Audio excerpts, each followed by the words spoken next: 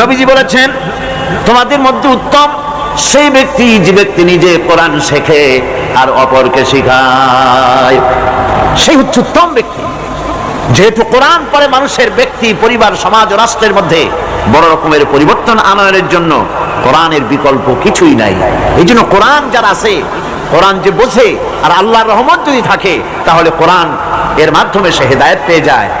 আর কোরআন যার কাছে নাই, তার সম্পর্কে বলা হয়েছে, عن ابن عباس رضي الله تعالى عنه أنه قال قال رسول الله صلى الله عليه وسلم إن الذي ليس في جوفه شيء من القرآن كالبيت الخريب صدق النبي صلى الله عليه وسلم।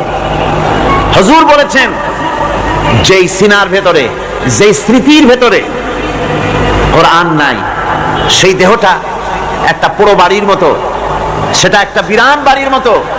বিরান বাড়িতে যা কিছু থাকে, কোরআন শূন্য দেহের মধ্যে, কোরআন শূন্য স্মৃতিওয়ালা লোকের মধ্যে তাই থাকে। অর্থাৎ তার মধ্যে খোদাভীতি থাকে না, চরিত্র থাকে না, ইমান থাকে না, কিছুই থাকে না। সুতরাং কোরআন হচ্ছে মূল, ফাউন্ডেশন, কোরআন হচ্ছে ভিত্তি। এই কোরআনকে যদি জাতি বুঝতে পারে, এর উপরে যদি আমল করতে পারে, তাহলেই তাদের জন্য কল্যাণ বয়ে আসবে। আমি আপনাদের সামনে আলোচনা করতে চাই, আমাদের হযরত পীর সাহেব কেবলা যে আলোচনা শুরু করেছিলেন শেষ করতে পারেননি, আমি সেখান থেকেই শুরু করি। তাহলে তিনি এমন একটা সূরার কথা এখানে আলোচনা করেছেন, যেই সূরা হচ্ছে কোরআনে কারিমে যা আছে ওই সূরাটার মধ্যে তাই আছে। সুবহানাল্লাহ কইতে ইচ্ছা করলো না? 30 পারা কোরআন শরীফের মধ্যে যা আছে সূরা ফাতিহার মধ্যে তাই আছে। সুতরাং এই সূরা ফাতিহা আসুন আলোচনা করে দেখি কি মধু আল্লাহ পাকের মধ্যে রেখেছেন। 30 পারা কোরআন শরীফে যা আছে তাই সূরা ফাতিহা। সুবহানাল্লাহ, সুবহানাল্লাহ বিহামদিহি। আসুন আগে আমরা তেলাওয়াতটা করি, পড়েন আমার সাথে। আউযু বিল্লাহি মিনাশ শাইতানির রাজীম। বিসমিল্লাহির রাহমানির রাহিম। আলহামদুলিল্লাহি রাব্বিল আলামিন। সবাই পড়েন, আলহামদুলিল্লাহি রাব্বিল আলামিন। আর রহমানির রহিম। মালিকি ইয়াউমিদ্দিন। ইয়্যাকা না'বুদু ওয়া ইয়্যাকা নাস্তাঈন। ইহদিনাস সিরাতাল মুস্তাকিম। সিরাতাল্লাযীনা আন'আমতা আলাইহিম গায়রিল মাগদুবি আলাইহিম ওয়ালাদ-দাল্লিন। আমিন। সূরা ফাতিহা কোরআনে কারীমের সর্বপ্রথম একটি পূর্ণাঙ্গ সূরা যেটি, সেই সূরাটির নাম হচ্ছে সূরা ফাতিহা। এর আগে যত সূরা নাজিল হয়েছে রাসূল কারীম সাল্লাল্লাহু আলাইহি ওয়াসাল্লামের কাছে তা ছিল 10 আয়াত, 20 আয়াত, 30 আয়াত এরকম করে করে। কিন্তু পূর্ণাঙ্গ সূরা হিসাবে হুজুরের কাছে প্রথম যে সূরাটি নাজিল হয় সেই সূরাটির নাম হচ্ছে সূরা ফাতিহা। আর ফাতিহা এটা গ্রন্থের প্রারম্ভিকা হিসাবে রাখা হয়েছে বলে এই সূরাটির নাম হচ্ছে আল ফাতিহা, সূরাতুল ফাতিহা অথবা ফাতিহাতুল কিতাব। যার সাহায্যে কোন জিনিসকে উদ্বোধন করা হয়, শুরু করা হয়, সেটার নাম হচ্ছে ফাতিহা। সূরা ফাতিহার একটা নাম না, বরং এর অনেকগুলি নাম আছে। সূরা ফাতিহার কম বেশি 22টি নাম পাওয়া যায়। আবার তাফসীরে রুহুল মানিতে এর 40টি নাম বলা হয়েছে। সূরা ফাতিহা অত্যন্ত ফজিলতপূর্ণ একটি সূরা, বরকতপূর্ণ সূরা। এই সূরাটির এক নাম হচ্ছে ফাতিহাতুল কিতাব, মানে হচ্ছে কোরআন কুঞ্জিকা, কোরআনের চাবি অথবা কোরআন প্রারম্ভিকা। এটাকে বলা হয়েছে উম্মুল কিতাব, কোরআনের কিতাবের মা। তো মা মানে কোরআন শরীফের পেটে সূরা ফাতিহা হয়েছে তা না। আরবিতে ওম শব্দের অর্থ হচ্ছে কেন্দ্র, সেন্টার, আসল। এই জন্যে মক্কা শরীফকে বলা হয়, কোরআনে কারীম মক্কা শরীফকে বলেছে কি উম্মুল কোরা, গ্রাম সমূহের মা। সারা পৃথিবীর সমস্ত জায়গা থেকে, শহরগঞ্জ গ্রাম থেকে লোকেরা এখানে এসে একত্রিত হয়, সেই জন্য এটার নাম রাখা হয়েছে উম্মুল কোরা। আবার সেনাবাহিনীর পতাকাকে বলা হয় উম্মুন, তার মানে হচ্ছে সমস্ত সেনাবাহিনী এই পতাকার ছায়াতলে ঐক্যবদ্ধ হয়, একত্রিত হয়, সেজন্য সেই পতাকার নাম হচ্ছে উম্মুন। অনুরূপভাবে গোটা কোরআনে কারিমের মধ্যে যা কিছু আছে তা সূরা ফাতিহার ভিতরে কেন্দ্রীভূত করা হয়েছে বলে এটার নাম হয়েছে উম্মুল কিতাব। এটার নাম হয়েছে সূরাতুর রাস। রাস শব্দের অর্থ হচ্ছে মগজ। মগজ হচ্ছে মাথার কেন্দ্রস্থল, আর গোটা কোরআনে কারিমের কেন্দ্রস্থল হচ্ছে সূরা ফাতিহা। সূরা ফাতিহার আরেক নাম হচ্ছে সূরাতুল কানজ, অর্থাৎ খনি, খনির সূরা। তার মানে হচ্ছে জ্ঞান বিজ্ঞানের সমস্ত খনি আল্লাহ পাক সূরা ফাতিহার মধ্যে রেখে দিয়েছেন। সুবহানাল্লাহ ওয়া বিহামদিহি। এর আরেকটা নাম হচ্ছে সূরাতুল ওয়াফিয়া, অর্থাৎ পূর্ণত্ব প্রাপ্ত। এই সূরাটি হচ্ছে একমাত্র সূরা যা খণ্ডিত করে পড়া যায় না। কোরআন শরীফের যে কোনো সূরাকে অংশবিশেষ তেলাওয়াত করে নামাজ পড়তে পারেন, অংশবিশেষ পড়তে পারেন, কিন্তু সূরা ফাতিহা হচ্ছে এমন একটি সূরা যে সূরা খণ্ডিত করে পড়া যায় না। পড়তে হলে সবটাই পড়তে হবে, এই জন্য এটার নাম হচ্ছে পূর্ণত্ব প্রাপ্ত। এটাকে বলা হয়েছে আসাসুল কোরআন, অর্থাৎ কোরআনের ভিত্তি। 30 পারা কোরআনের পূর্ণাঙ্গ ব্যবস্থা পেশ করা হয়েছে, তার ভিত্তি হচ্ছে সূরা ফাতিহা। এটার নাম হচ্ছে সূরাতুল হামদ, প্রশংসার সূরা। যেহেতু সূরা ফাতিহায় আল্লাহর প্রশংসা দিয়ে ভরা, এই জন্য এটার নাম হচ্ছে সূরাতুল ফাতিহা। এর আরেকটি নাম হচ্ছে সূরাতুশ শুকর, শুকর করা, কৃতজ্ঞতা প্রকাশ করার সূরা। এই সূরাটির মধ্যে মানুষ আল্লাহ পাকের অসীম অনুগ্রহের শুকরিয়া আদায় করে বলে প্রশংসার মাধ্যমে, এই জন্য এটার নাম হয়েছে সূরাতুশ শুকর। সূরাটির আরেকটি নাম হচ্ছে সূরাতুদ দোয়া। এই সূরাটি একটি দোয়া, একটি প্রার্থনা, আল্লাহ পাকের কাছে প্রার্থনা করা হয়, সেজন্য এটার নাম হচ্ছে সূরাতুদ দোয়া। এর আরেকটি নাম হচ্ছে সূরাতুস সুআল, অর্থাৎ কামনা করার সূরা, আল্লাহর কাছে চাওয়ার সূরা। এই সূরায় অনেক কিছু আছে যা আল্লাহর কাছে চাওয়া হয়। এই সূরাটি, এর আরেকটি নাম হচ্ছে সূরাতুশ শিফা, অর্থাৎ প্রতিষেধক, রোগ ব্যাধি ইত্যাদি মুক্ত হওয়ার জন্য। সূরা ফাতিহা আপনারা আল্লাহর ওলিদের কাছে, ওলামাদের কাছে যে যান, পানি নিয়ে, তেল নিয়ে, কালো জিরা নিয়ে, ওনারা যা পড়ে ফু দেন, সেই গোপন কথাটা বলে দেই, সেটা হচ্ছে সূরা ফাতিহা। সূরা ফাতিহা কোন কোন কিতাবে মুফাসসিরিন ইকরাম লিখেছেন, মুহাদ্দিসিনরা লিখেছেন যে দুরারোগ্য ব্যাধি, কোন ওষুধে ভালো হচ্ছে না, প্রতিদিন 40 বার করে সূরা ফাতিহা পড়ে পানিতে দম করে ফজরের পরে 41 দিন যদি এভাবে সেবন করে, সেই দম করা পানি দুরারোগ্য ব্যাধি আল্লাহ পাক ভালো করে দিবেন। সুবহানাল্লাহ ওয়া বিহামদিহি। এটা হচ্ছে সূরাতুশ শিফা। এটাকে বলা হয় সূরাতুস সালাত। নামাজ হবেই না সূরা ফাতিহা ছাড়া, নামাজ সূরা ফাতিহা ছাড়া হবে না। এই জন্য লা সালাতা লিমান লাম ইয়াকরা বিফাতিহাতিল কিতাব, হাদিস শরীফে এসেছে সূরা ফাতিহা ছাড়া নামাজ শুদ্ধ হবে না, নামাজ জায়েজ হবে না। সেই জন্য এটার নাম হচ্ছে সূরাতুস সালাত। কোরআনে কারীমের এই সূরাটি, এটাকে হযরত পীর সাহেব কেবলা একটি আয়াত তেলাওয়াত করে বলেছেন সাবউল মাসানি। এটা হচ্ছে নিত্য পাঠনীয় সপ্তবাক্য, যে 7টি বাক্যকে সব সময় পড়া লাগে। তার মানে হচ্ছে যে ব্যক্তি নামাজ পড়ে 5 ওয়াক্ত, 24 ঘন্টার ভিতরে সূরা ফাতিহা একেবারে কম করেও যদি হয়, তাহলে 40 বার এই সূরা 24 ঘন্টায় নামাজি ব্যক্তিকে পড়তে হয়। এই জন্য সবসময় পাঠনীয় এই সূরাটি। সূরাটি মোট অক্ষর সংখ্যা হচ্ছে 113, শব্দ সংখ্যা হচ্ছে 25টি। এটি হচ্ছে সূরা ফাতিহা। একটি রুকু, 7টি আয়াত। নাজিলের অবতীর্ণ হওয়ার স্থান হচ্ছে মক্কা আল মুকাররমা। রাসূল করিম সাল্লাল্লাহু আলাইহি ওয়াসাল্লামের মক্কি জিন্দেগিতে সূরাটি অবতীর্ণ হয়। এখন একটি প্রশ্ন, সূরা ফাতিহার উপরে আরেকটি আয়াত আছে, কি আছে? পড়েন সবাই, বিসমিল্লাহির রহমানির রহিম। স্বাভাবিকভাবেই প্রশ্ন ওঠে যে বিসমিল্লাহির রহমানির রহিম সূরা ফাতিহার পূর্বে যে লাগানো হয়েছে, এটা সূরা ফাতিহার আয়াত কিনা, সূরা ফাতিহার অংশ কিনা? এর উত্তরে বলা যায় কোন কোন সাহাবী, কিছু সংখ্যক সাহাবায়ে কেরাম রিদওয়ানুল্লাহি তাআলা আলাইহিম আজমাইন, তারা মনে করতেন যে সূরা ফাতিহার অংশ হচ্ছে বিসমিল্লাহির রহমানির রহিম। এমনকি ইমাম শাফি রহমতুল্লাহ আলাইহি তিনিও এই ধারণা পোষণ করতেন। ইমাম আলুসি রহমতুল্লাহ আলাইহি তার তাফসিরের ভিতরে তিনি এ বিষয়ে বিভিন্ন ধরনের 10টি মত পেশ করেছেন।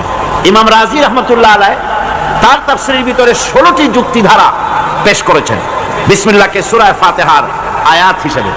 কিন্তু ইমাম আলুসি রহমতুল্লাহ আলাইহি তিনি বহু প্রমাণ দিয়ে, দলিল দিয়ে প্রমাণ করেছেন যে এটি সূরা ফাতিহার আয়াত নয়, এটি বিচ্ছিন্ন আরেকটি আয়াত যা কোরআনে কারীমের মধ্যে সূরা আন-নামলের ভিতরে আল্লাহ রাব্বুল আলামিন এটাকে উল্লেখ করেছেন। সুতরাং সূরা ফাতিহার অংশ এটি নয়। অবশ্য সূরা তাওবায় প্রত্যেক সূরায় যে বিসমিল্লাহ লাগানো হয়েছে এটা আল্লাহ পাকের হুকুমে। কার হুকুমে লাগানো হয়েছে? আল্লাহ পাকের হুকুম অনুযায়ী প্রতিটি সূরার প্রথমে বিসমিল্লাহির রহমানির রহিম লাগানো হয়েছে, ব্যতিক্রম শুধু সূরা তাওবা। একজন মানুষকে যদি কোরআনে কারীমকে খতম করতে হয় তো একেবারে পুরাপুরি 114 বার বিসমিল্লাহির রহমানির রহিম পড়তে হয়। এই বিসমিল্লাহির রহমানির রহিম যখন প্রথম নাজিল হয় কোরআন, তখন আল্লাহ রাব্বুল আলামিন এভাবে নাজিল করেছিলেন, ইকরা বিসমি রাব্বিকাল্লাযী খালাক, পড়ো তোমার রবের নামে। তো রবের নাম নিয়ে পড়া হচ্ছিল। এরপরে সেটা কি?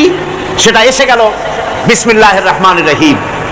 বিসমিল্লাহির রহমানির রহিম আল্লাহ পাকের নির্দেশ অনুযায়ী প্রত্যেক সূরার ভেতরে, প্রত্যেক সূরার প্রথমে আল্লাহ পাক এটাকে লাগিয়ে দেওয়ার ব্যবস্থা করলেন। এটি একটি অতীব বরকতপূর্ণ সূরা, বরকতপূর্ণ আয়াত। দ্বীন এবং শরীয়তের যে অপূর্ব নিয়ামত কোরআনে কারীম আল্লাহ পাক আমাদের দান করেছেন। বিসমিল্লাহ পড়ার অর্থই হচ্ছে তাই যে পরম করুণাময় যিনি দাতা এবং দয়ালু, তার নামে শুরু করছি। তার মানে হলো এই কোরআন হচ্ছে সর্বশ্রেষ্ঠ নিয়ামত। এই নিয়ামত যিনি দিয়েছেন তার নাম নিয়ে শুরু করার জন্যই বিসমিল্লাহির রহমানির রহিম বলতে বলা হয়েছে। রাসূল কারীম সাল্লাল্লাহু আলাইহি ওয়াসাল্লাম বলেছেন, কুল্লু আমরিন যিবালিন লাম ইউবদা ফীহি বিসমিল্লাহ ফাহুয়া আবতার। অর্থাৎ যে কোনো বৈধ কাজের শুরুতে যদি বিসমিল্লাহ বলা না হয় তাহলে তা বরকত শূন্য হয়ে যায়, তার মধ্যে বরকত থাকে না। বর্তমানে আমাদের দেশে এক শ্রেণীর লোকেরা এই বিসমিল্লাহির রহমানির রহিমকে অনুবাদ করার এক কুপ্রথা চালাবার অপপ্রচেষ্টা চালাচ্ছে। অনুবাদে দোষ কিছু নাই, অনুবাদে দোষ কিছু নাই। কোরআনে কারীম বোঝার জন্য খুব ভালো করে লক্ষ্য করবেন, কোরআনে কারীম বোঝার জন্য যে কোনো ভাষার আশ্রয় আপনি গ্রহণ করতে পারেন। আপনি ইংরেজিতে বুঝুন, আপনি উর্দুতে বুঝুন, আপনি আরবিতে বুঝুন, আপনি বাংলায় বুঝুন, কোনো আপত্তি নাই। কোরআন আপনি যে কোনো ভাষায় বুঝতে পারবেন, কিন্তু যখন কোরআন তেলাওয়াত করবেন তখন আরবিতেই তেলাওয়াত করতে হবে, অন্য কোনো ভাষায় তেলাওয়াত করা জায়েজ নাই। কোরআনে কারীম যে আল্লাহ পাক হেফাজত করেছেন, কোরআন হেফাজত করেছেন কে? আল্লাহ রাব্বুল আলামিন বলেন, ইন্না নাহনু নাযালনা যিকরা ওয়া ইন্না লাহু লাহাফিজুন। নিঃসন্দেহে কোরআন নাজিল করেছি আমি আল্লাহ, আর এর সংরক্ষণের সবটুকুন দায়িত্ব আমি আল্লাহ আমার নিজ হাতে গ্রহণ করেছি। কোরআনকে আল্লাহ হেফাজত করলেন। পৃথিবীর তাবৎ ধর্মগ্রন্থগুলি উল্টাপাল্টা হয়ে গেল। বেদ বলেন, বাইবেল বলেন, ত্রিপিটক বলেন, জিন্দাবিস্তা বলেন, সমস্ত ধর্মগ্রন্থ উলটপালট হয়ে গিয়েছে, এটার কোনো অস্তিত্ব নাই। বাইবেল সম্পর্কে চ্যালেঞ্জ করা হয়েছে গোটা বিশ্বকে। বর্তমান যুগে যে বাইবেল আছে, এই বাইবেলের ভেতরে আল্লাহর একটা ওয়ার্ড নাই, সব পাদ্রীদের বানানো শব্দ দিয়ে ভরে গেছে বাইবেল। কিন্তু কেউ তো এই চ্যালেঞ্জ করলো না যে কোরআন শরীফ আল্লাহ যা বলছিলেন উল্টোপাল্টা হইয়া মানুষের কথায় ভরে গেছে কোরআন শরীফ। একথা কেউ বলছে? বলতে পারবে? পারবে না। কারণ হচ্ছে কেউ যদি বলে যে এটা মানুষের বানানো, এটা আল্লাহ যা বানাইছিলেন সেটা নাই, অথবা মূলতই এটা আল্লাহর না, এটা মানুষের বানানো, যদি কেউ বলে তাহলে তো লোকেরা তারে ঠেসে ধরবে, বলবে এটা যখন মানুষের বানানো, বেটা তুমিও তো একটা মানুষ, বানাও কোরআন শরীফ আমাদের সামনে দেখাই যাইতে হবে। পারবে বানাতে? পারবে না। আল্লাহরে অস্বীকার করতে পারে অনেকে, কিন্তু কোরআন আল্লাহর নয়, মানুষের বানানো, এই ধরনের বোকামি কথা কেউ বলে না। কোরআন যে আল্লাহ হেফাজত করলেন, তার মধ্যে যত উপকরণ আল্লাহ পাক ব্যবহার করেছেন, কোরআন হেফাজতের জন্য যতগুলি ব্যবস্থা আল্লাহ পাক নিয়েছেন, তার মধ্যে অন্যতম ব্যবস্থা হচ্ছে এই যে কোরআনে কারীমকে ভিন্ন কোনো ভাষায় পড়া যাবে না। বোঝার জন্য, আমি আবার বলি, বোঝার জন্য যে কোনো ভাষার আশ্রয় নেওয়া যাবে, কিন্তু তেলাওয়াত করার জন্য অন্য কোনো ভাষার আশ্রয় গ্রহণ করা যাবে না। পার্লামেন্টে যখন বাজেট পেশ করা হলো, অর্থমন্ত্রী তিনি বাজেট পেশ করলেন, শুরু করলেন পরম করুণাময় আল্লাহর নামে শুরু করছি, এভাবে উনি ওনার বাজেট বক্তব্য রাখলেন। বাজেটের উপরে আলোচনার সময় বরাদ্দ হলো 39 ঘন্টা। সেই 39 ঘন্টায় দলের অংশীদারিত্বের রেশিওর উপরে ভিত্তি করে আমি পেলাম 25 মিনিট। এই 25 মিনিট বাজেটের আলোচনায় আমি বললাম, মাননীয় অর্থমন্ত্রী একজন মুসলমান মানুষ, উনি কেন পরম করুণাময় আল্লাহর নামে শুরু করছি বললেন, উনি বিসমিল্লাহির রহমানির রহিম বলতে পারলেন না কেন? প্রশ্ন করলাম। আমি আলোচনা অগ্রগামী হলাম, আমি বলতে থাকলাম। আমি বললাম, অনুবাদ যদি করতে হয় তাহলে তো অনেক কিছুর অনুবাদই করা প্রয়োজন। দলের নাম পাল্টান, আপনারা যারা ক্ষমতায় আছেন, এটা ইংরেজি এবং আরবি মিলানো, নামগুলি সব পাল্টান, অনুবাদ করে বলেন। তা তো বলা হচ্ছে না, শুধু বিসমিল্লাহর বেলায় অনুবাদটা কেন করা হচ্ছে, কারণটা কি? কোরআনে কারীমের 113টি সূরার 114টি সূরার 113টিতেই বিসমিল্লাহ আল্লাহ পাক শিরোনাম দিয়েছেন, আর 114 আল্লাহ পুরো করেছেন সূরা নামলের ভেতরে আরেকবার বিসমিল্লাহির রহমানির রহিম বলে। আমাদের সংবিধানের দ্বিতীয় লাইন হচ্ছে বিসমিল্লাহির রহমানির রহিম। এই কথাটা আমরা কেন বলতে পারলাম না? আমরা তো অসংখ্য শব্দ ব্যবহার করি আমাদের বাংলা ভাষার মধ্যে। আমাদের বাংলা ভাষা হচ্ছে, আমি বলেছি পার্লামেন্টে, এটা সমুদ্রের মতো, অসংখ্য বিদেশি শব্দ, অবাঙালি শব্দ আমরা এর মধ্যে জায়গা করে দিয়েছি। যেমন ধর্মীয় ব্যাপারে নামাজ, রোজা, হজ, যাকাত, আখিরাত, রিসালাত, বেহেশত, দোজখ, ফেরেশতা, বিবাহের ব্যাপারে আকীদা, আকিকা, কি বলে আকিকা, ওয়ালিমা, এই শব্দগুলি আমরা ব্যবহার করি কিনা বলেন? ব্যবহার করি কিনা?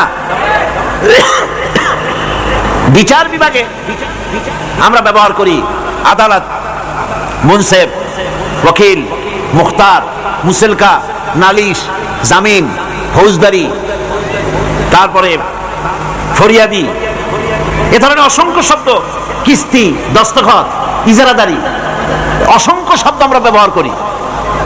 খাদ্য বিভাগে ব্যবহার করি পোলাও, কোরমা, বিরিয়ানি, জর্দা, ফিরনি, কাবাব, পোলাওদানি, সুরমাদানি, আতরদানি, অসংখ্য শব্দ ব্যবহার করি।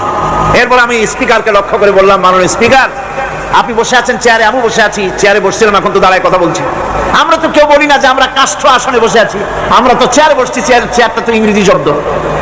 ইংরেজির চেয়ারে বসে ইংরেজি টেবিলের উপরে উর্দু কাগজ রেখে আরবি কলম দিয়ে লিখি। ইংরেজির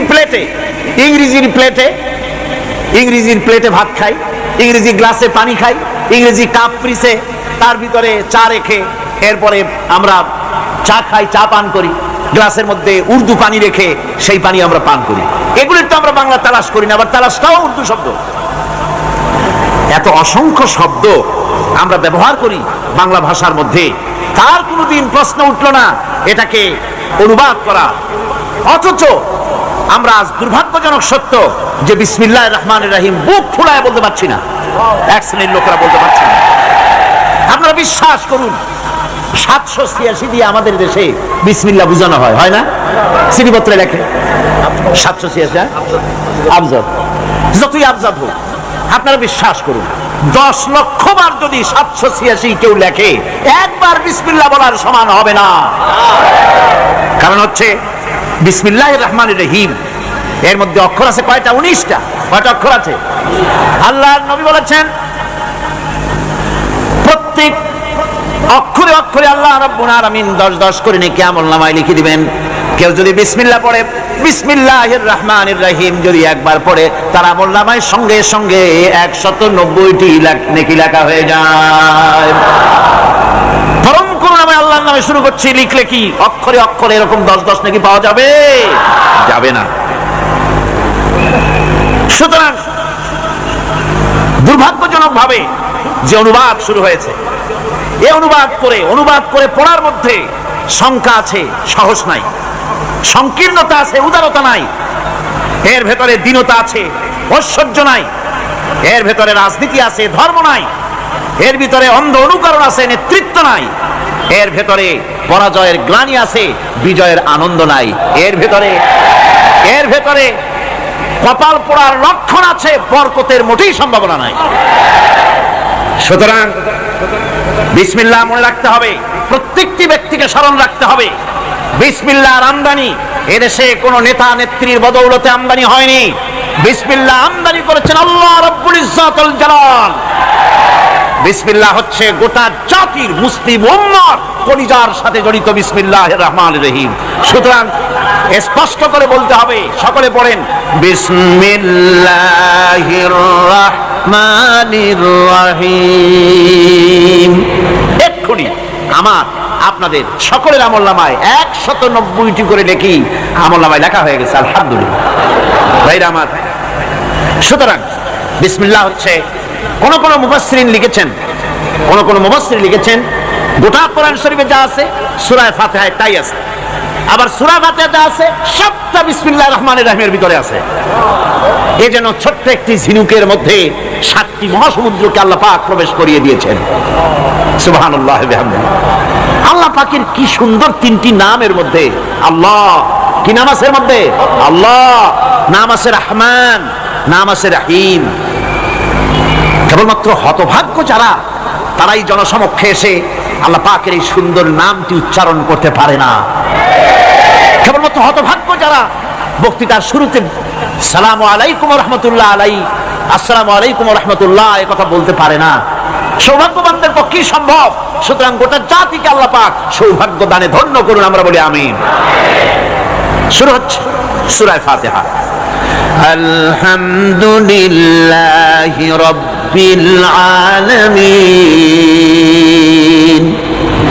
সূরা ফাতিহা আমি বলি এটি যেন একটি অভিনন্দন পত্র। এটি কি? অভিনন্দন পত্র। বান্দা দিচ্ছে তার রবকে, রবের ভাষায় শেখানো অভিনন্দন পত্র বান্দা তার রবকে প্রকাশ করছেন, দিচ্ছেন। অভিনন্দন পত্রে 3টা জিনিস থাকে, আপনারা লক্ষ্য করে শুনলে বুঝতে পারবেন ইনশাআল্লাহ। একবার ভাবুন যে কত বড় কথা 30 পারা কোরআনের মধ্যে যা আছে তার সবটা আল্লাহ পাক তার সারাংশ সূরা ফাতিহায় ঢুকাইছেন।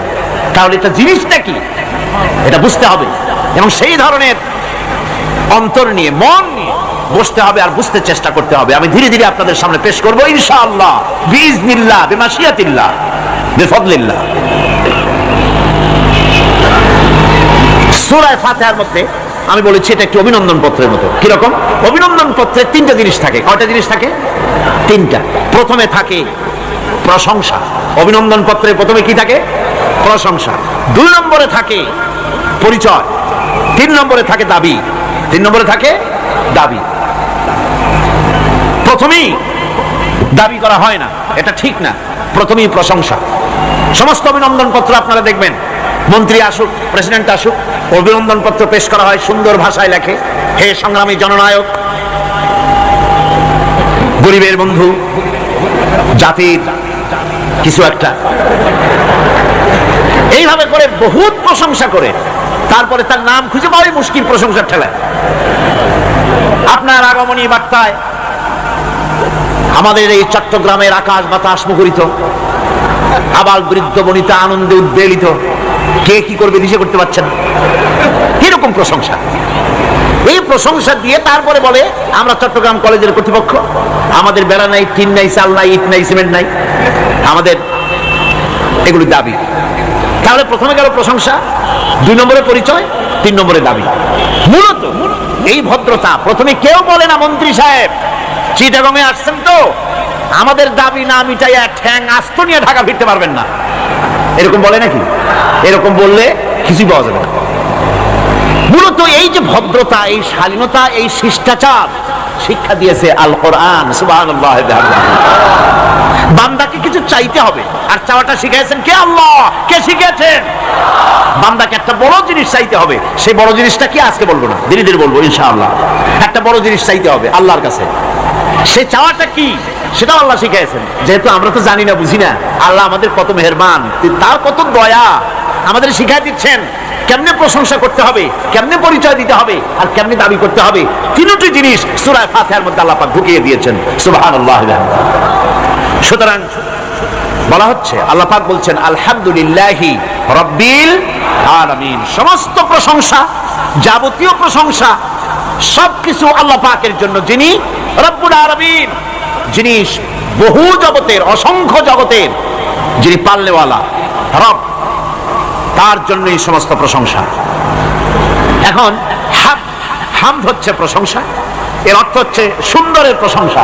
অসুন্দরের কিন্তু কোনো হামদ হয় না, অসুন্দরের হামদ হয় না। হামদ হয় কার? সুন্দরের। সুন্দরের হামদ হয়, প্রশংসা হয়। এই জন্য প্রশংসা করতে হবে আল্লাহ পাক। কোন ফাসিকের প্রশংসা যদি করা হয়, আল্লাহ পাক নারাজ হয়ে যান।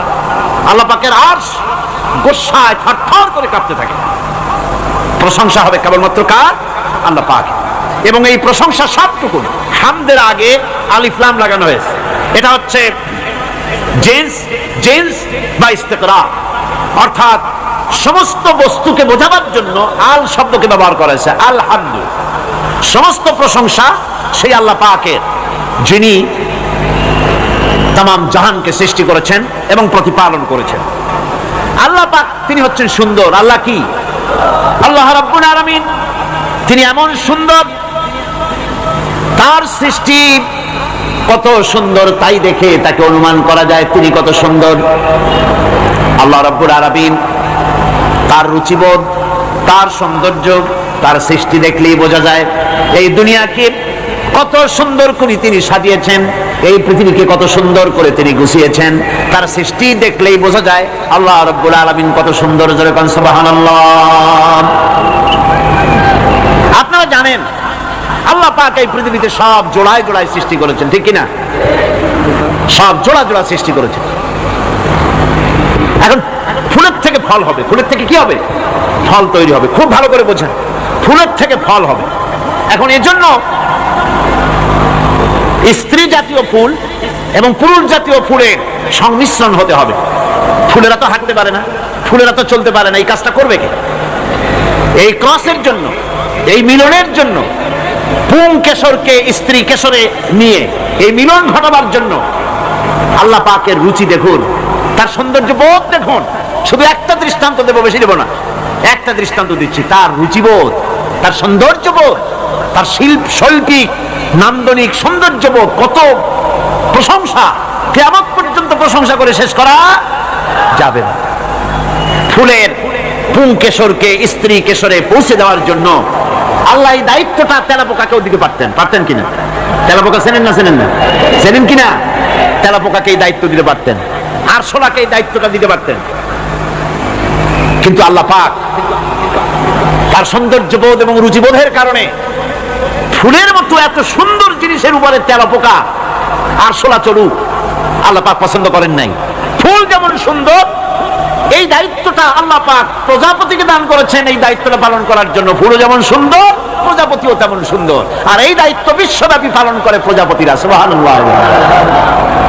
সুতরাং প্রশংসা হবে সুন্দরের, সেই সুন্দর যিনি আল্লাহ রাব্বুল আলামিন, তার যাবতীয় প্রশংসা সেই আল্লাহ পাক।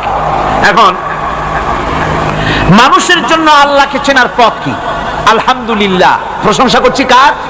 আল্লাহর। জোরে বলেন সকলে, কার করছি? আল্লাহ পাকের প্রশংসা করছি। আল্লাহকে চেনার পথ কি? সৃষ্টি, আল্লাহকে, সৃষ্টি যদি স্রষ্টাকে চিনতে চায়, মানুষ যদি আল্লাহ রাব্বুল আলামিনকে জানতে চায়, চিনতে চায়, তার পদ্ধতি হচ্ছে তার সৃষ্টিকে জানা। তার সৃষ্টির মাধ্যমেই তাকে চেনা যাবে।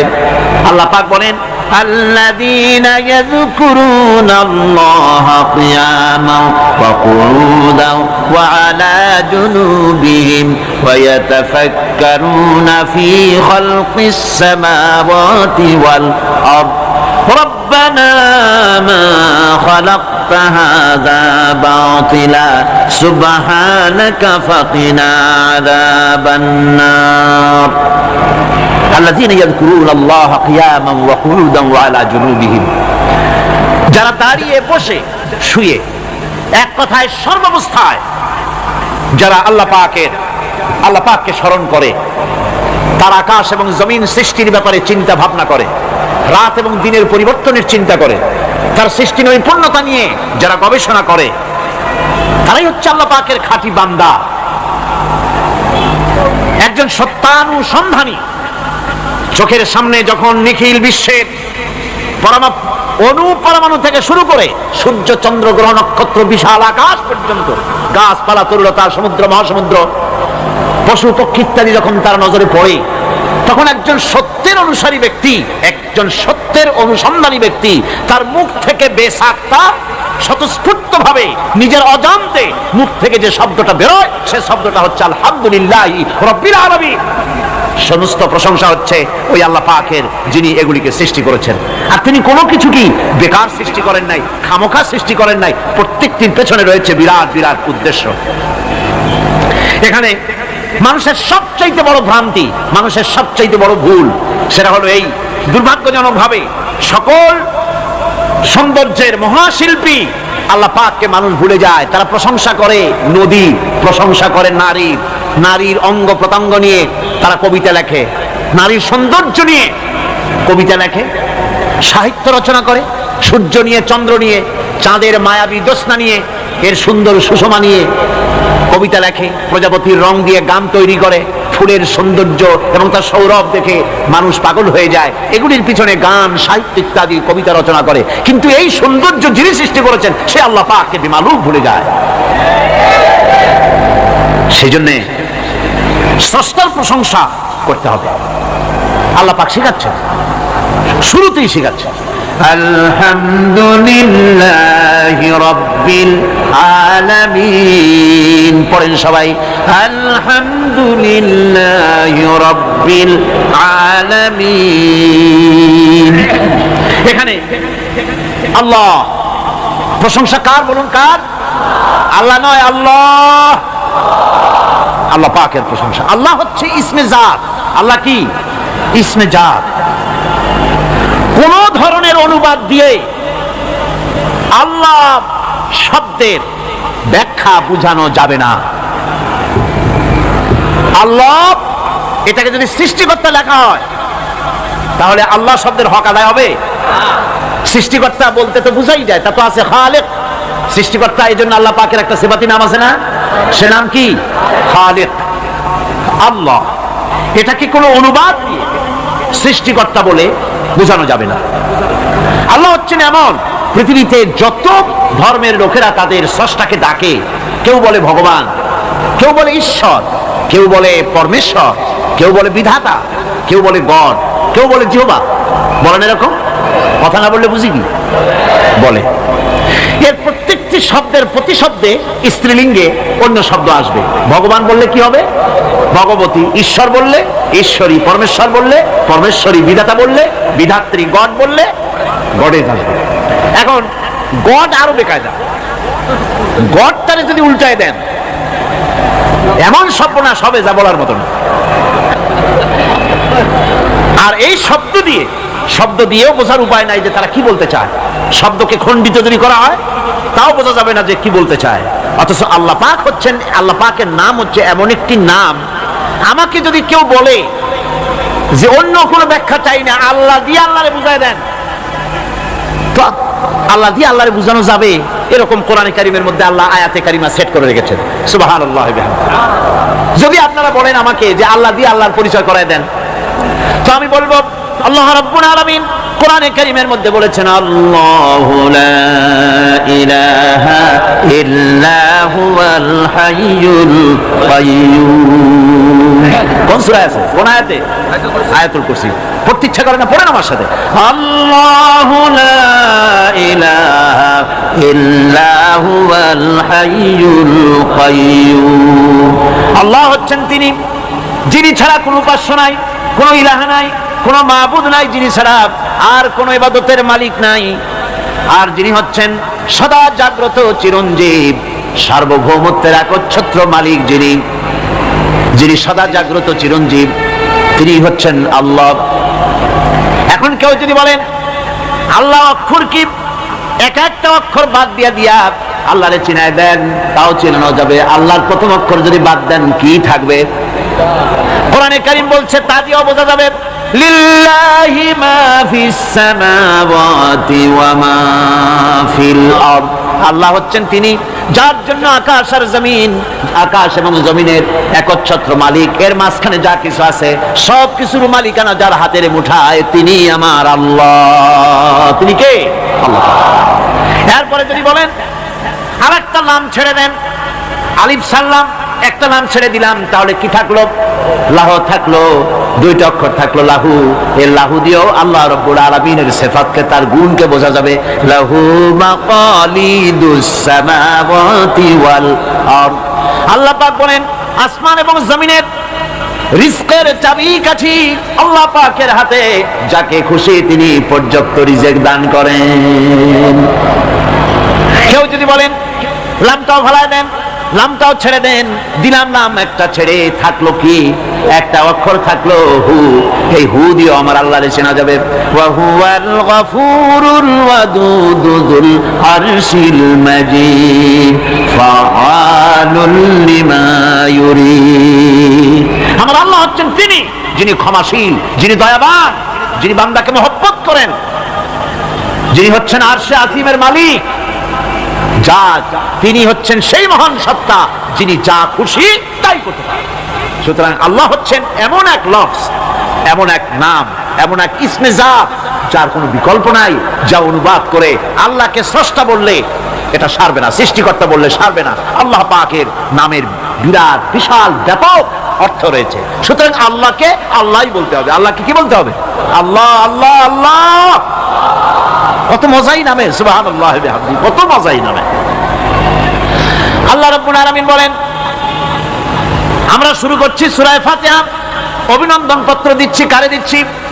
আল্লাহ পাককে দিচ্ছি। সেখানেও ভাষা দিয়ে রব্বুল আলামিন বলেন প্রশংসা করো, আলহামদুলিল্লাহি রাব্বিল আলামিন। সমস্ত প্রশংসা আল্লাহ পাকের, যিনি হচ্ছেন রব, যিনি কি? রব। এখন এই রব শব্দের বাংলা অর্থ করা হয় প্রভু, লালনকারী, প্রতিপালনকারী, কিন্তু এই অর্থ যথেষ্ট নয়। কোরআনে কারিমে যে রব বলা হয়েছে তার অর্থ হচ্ছে, তার অর্থ ব্যাপক, অনেক বিশাল এর অর্থ। এ রব কাকে বলে? এই রব শব্দের বাংলা অর্থ করা হয় প্রভু, লালনকারী, প্রতিপালনকারী, কিন্তু এই অর্থ যথেষ্ট নয়। কোরআনে কারিমে যে রব বলা হয়েছে তার অর্থ হচ্ছে, তার অর্থ ব্যাপক, অনেক বিশাল এর অর্থ। এ রব কাকে বলে? আমি রবের সমস্ত ব্যাখ্যা করতে পারবো না, তবে অল্প কথায় এমন ভাবে বলতে চেষ্টা করব যাতে করে আপনাদের বুঝে আসবে ইনশাআল্লাহ। আমরা বলি ইনশাআল্লাহ। এখন আপনারা যদি আমাকে প্রশ্ন করেন যে অত কথা বুঝি না, এক লাইনে এক বাক্যে বুঝায় দেন রব কাকে বলে, তাহলে আমি কথাটা এইভাবে বলবো, যাহার যখন যে জিনিসের যতটুকু প্রয়োজন তাহাকে তখন সেই জিনিস ফরিয়াদ করার আগে যিনি পৌঁছে দেন তার নাম হচ্ছে রব। এ রব হচ্ছে তার মধ্যে রুবুবিয়তের সম্পূর্ণ কোয়ালিটিতে ভর্তি। আল্লাহ পাকের মধ্যে রুবুবিয়তের কোয়ালিটি। রব শুধু সৃষ্টি করেই ছেড়ে দেন না, প্রতিপালন করেন, পূর্ণতায় পৌঁছে দেন। সুবহানাল্লাহ বলতে ইচ্ছে করে না ভাইরা? দেখেন আল্লাহ রাব্বুল আলামিন এমন রব, বাংলাদেশের কুকুর আর আমেরিকা ইউরোপের শীত প্রধান দেশের কুকুর একরকম নয়। আমাদের দেশের পশু ইউরোপ আমেরিকা শীত প্রধান দেশের পশু একরকম নয়। তার কারণ হলো আমাদের দেশে শীত কম, নাতিশীতোষ্ণ অঞ্চলের মধ্যে খানিকটা পড়ে যায়। এখানে পশুদের গায়ে কম পশম থাকলে কোনো অসুবিধা নাই। ভেড়া, ঘোড়া, কুকুর, বন্য প্রাণীকে কেউ তো কম্বল দেয় না, ল্যাপ দেয় না, রাজাই দেয় না, খাতা দেয় না, চাদর দেয় না। আল্লাহ রাব্বুল আলামিন তিনি এমন রব, শীত প্রধান দেশের পশুদের গায়ে পশম দিয়া চিরস্থায়ী কম্বল জড়ায় দিয়েছেন। এটা হচ্ছে রব। প্রতিপালনের পদ্ধতি কি সুন্দর করে তিনি প্রতিপালন করছেন, কি সুন্দর করে তিনি পশু পক্ষীগুলিকে তাদের আহার জোগাড় করছেন, প্রতিপালন করছেন। তিনি রব, মানুষকে সৃষ্টি করেছেন, আমাদেরকে সৃষ্টি করেছেন, সব প্রয়োজন মিটাইছেন, সুবহান, সকল প্রয়োজন মিটিয়েছেন, একটা জিনিস বাদ রাখেন না। আমাদের মুখে দাঁতের দরকার ছিল, মায়ের পেট থেকে দাঁত নিয়ে আসিনি। মায়ের পেট থেকে আসার পরে আমাদের খাবারের দরকার ছিল। লক্ষ্য করেন রব কারে বলে, লক্ষ্য করুন। মায়ের পেটের মধ্যে যখন ছিলাম, ওখানে কোনো রোগের জীবাণু ঢুকতে পারে নাই। ফি করারিম মাকিন, একটি সুরক্ষিত জায়গায় আল্লাহ রাব্বুল আলামিন বাচ্চাকে রেখেছেন, যেখানে কোনো সর্দি হবে না, জ্বর হবে না, সর্দি হবে না, ব্রঙ্কাইটিস হবে না, ডায়াবেটিস হবে না, প্রেসার হবে না। মায়ের পেটের মধ্যে বাচ্চাকে এমন জায়গায় আল্লাহ যত্ন করে রেখেছেন। এই বাচ্চা যখন মায়ের পেট থেকে বেরিয়ে এলো, তখন তার পরিবেশ অত্যন্ত খারাপ। এখানে পলিউশন আছে, এখানে কার্বন ডাই অক্সাইড আছে, এখানে বিষাক্ত হাওয়া আছে, এখানে দূষিত আবহাওয়া রয়েছে। প্রতি মুহূর্তে রোগ তাকে হামলা চালাতেছে। এই রোগের থেকে সে বাচ্চা বাঁচবে কি করে? এজন্য রব্বুল আলামিন তিনি এমন রব, মায়ের বুকের মধ্যে যে খাবার তৈরি করলেন বাচ্চার, ওই খাবারের মধ্যে বাচ্চার ওষুধ আল্লাহ পাক বানায়া দিলেন। মায়ের বুকের দুধ শুধু দুধ নয়, এটা ওষুধ। সুবহানাল্লাহ, এটা খাদ্য, এটা ওষুধ, এটা ভিটামিন, এটা ক্যালসিয়াম, এটা কার্বোহাইড্রেট, যা দরকার বাচ্চার জন্য সব আল্লাহ মায়ের দুধের মধ্যে দিয়ে দিলেন। যতক্ষণ বাচ্চা পেটে ছিল দুধ ছিল ঘন, যখন বাচ্চা মায়ের পেট থেকে বেরিয়ে এলো দুধটা হয়ে গেল পাতলা। এই পাতলা দুধটা খাবে, ওষুধ আছে এর মধ্যে, ভিটামিন আছে, খাইতে যেন বিস্বাদ না হয় একটু মিষ্টি দিয়ে দিলেন আল্লাহ, যাতে বাচ্চা মুখ ফিরায় না নেয়, সেজন্য খাইতে চায়। তারপরে যখন বাচ্চার হাড্ডি খেতে হবে, মাছ খেতে হবে, গোশত খেতে হবে, দুধের আর দরকার নাই। তার শরীরের ভিতরে রেজিস্ট্যান্স, রোগ প্রতিরোধক শক্তি তৈরি হয়েছে। এখন আরো ভালো খাবার দরকার। আল্লাহ রাব্বুল আলামিন মায়ের দুধকে শুকাই দিলেন, চুষলে আর পাওয়া যাবে না, দুধ শুকায় গেছে। এখন বাইরের খাবার খেতে হবে।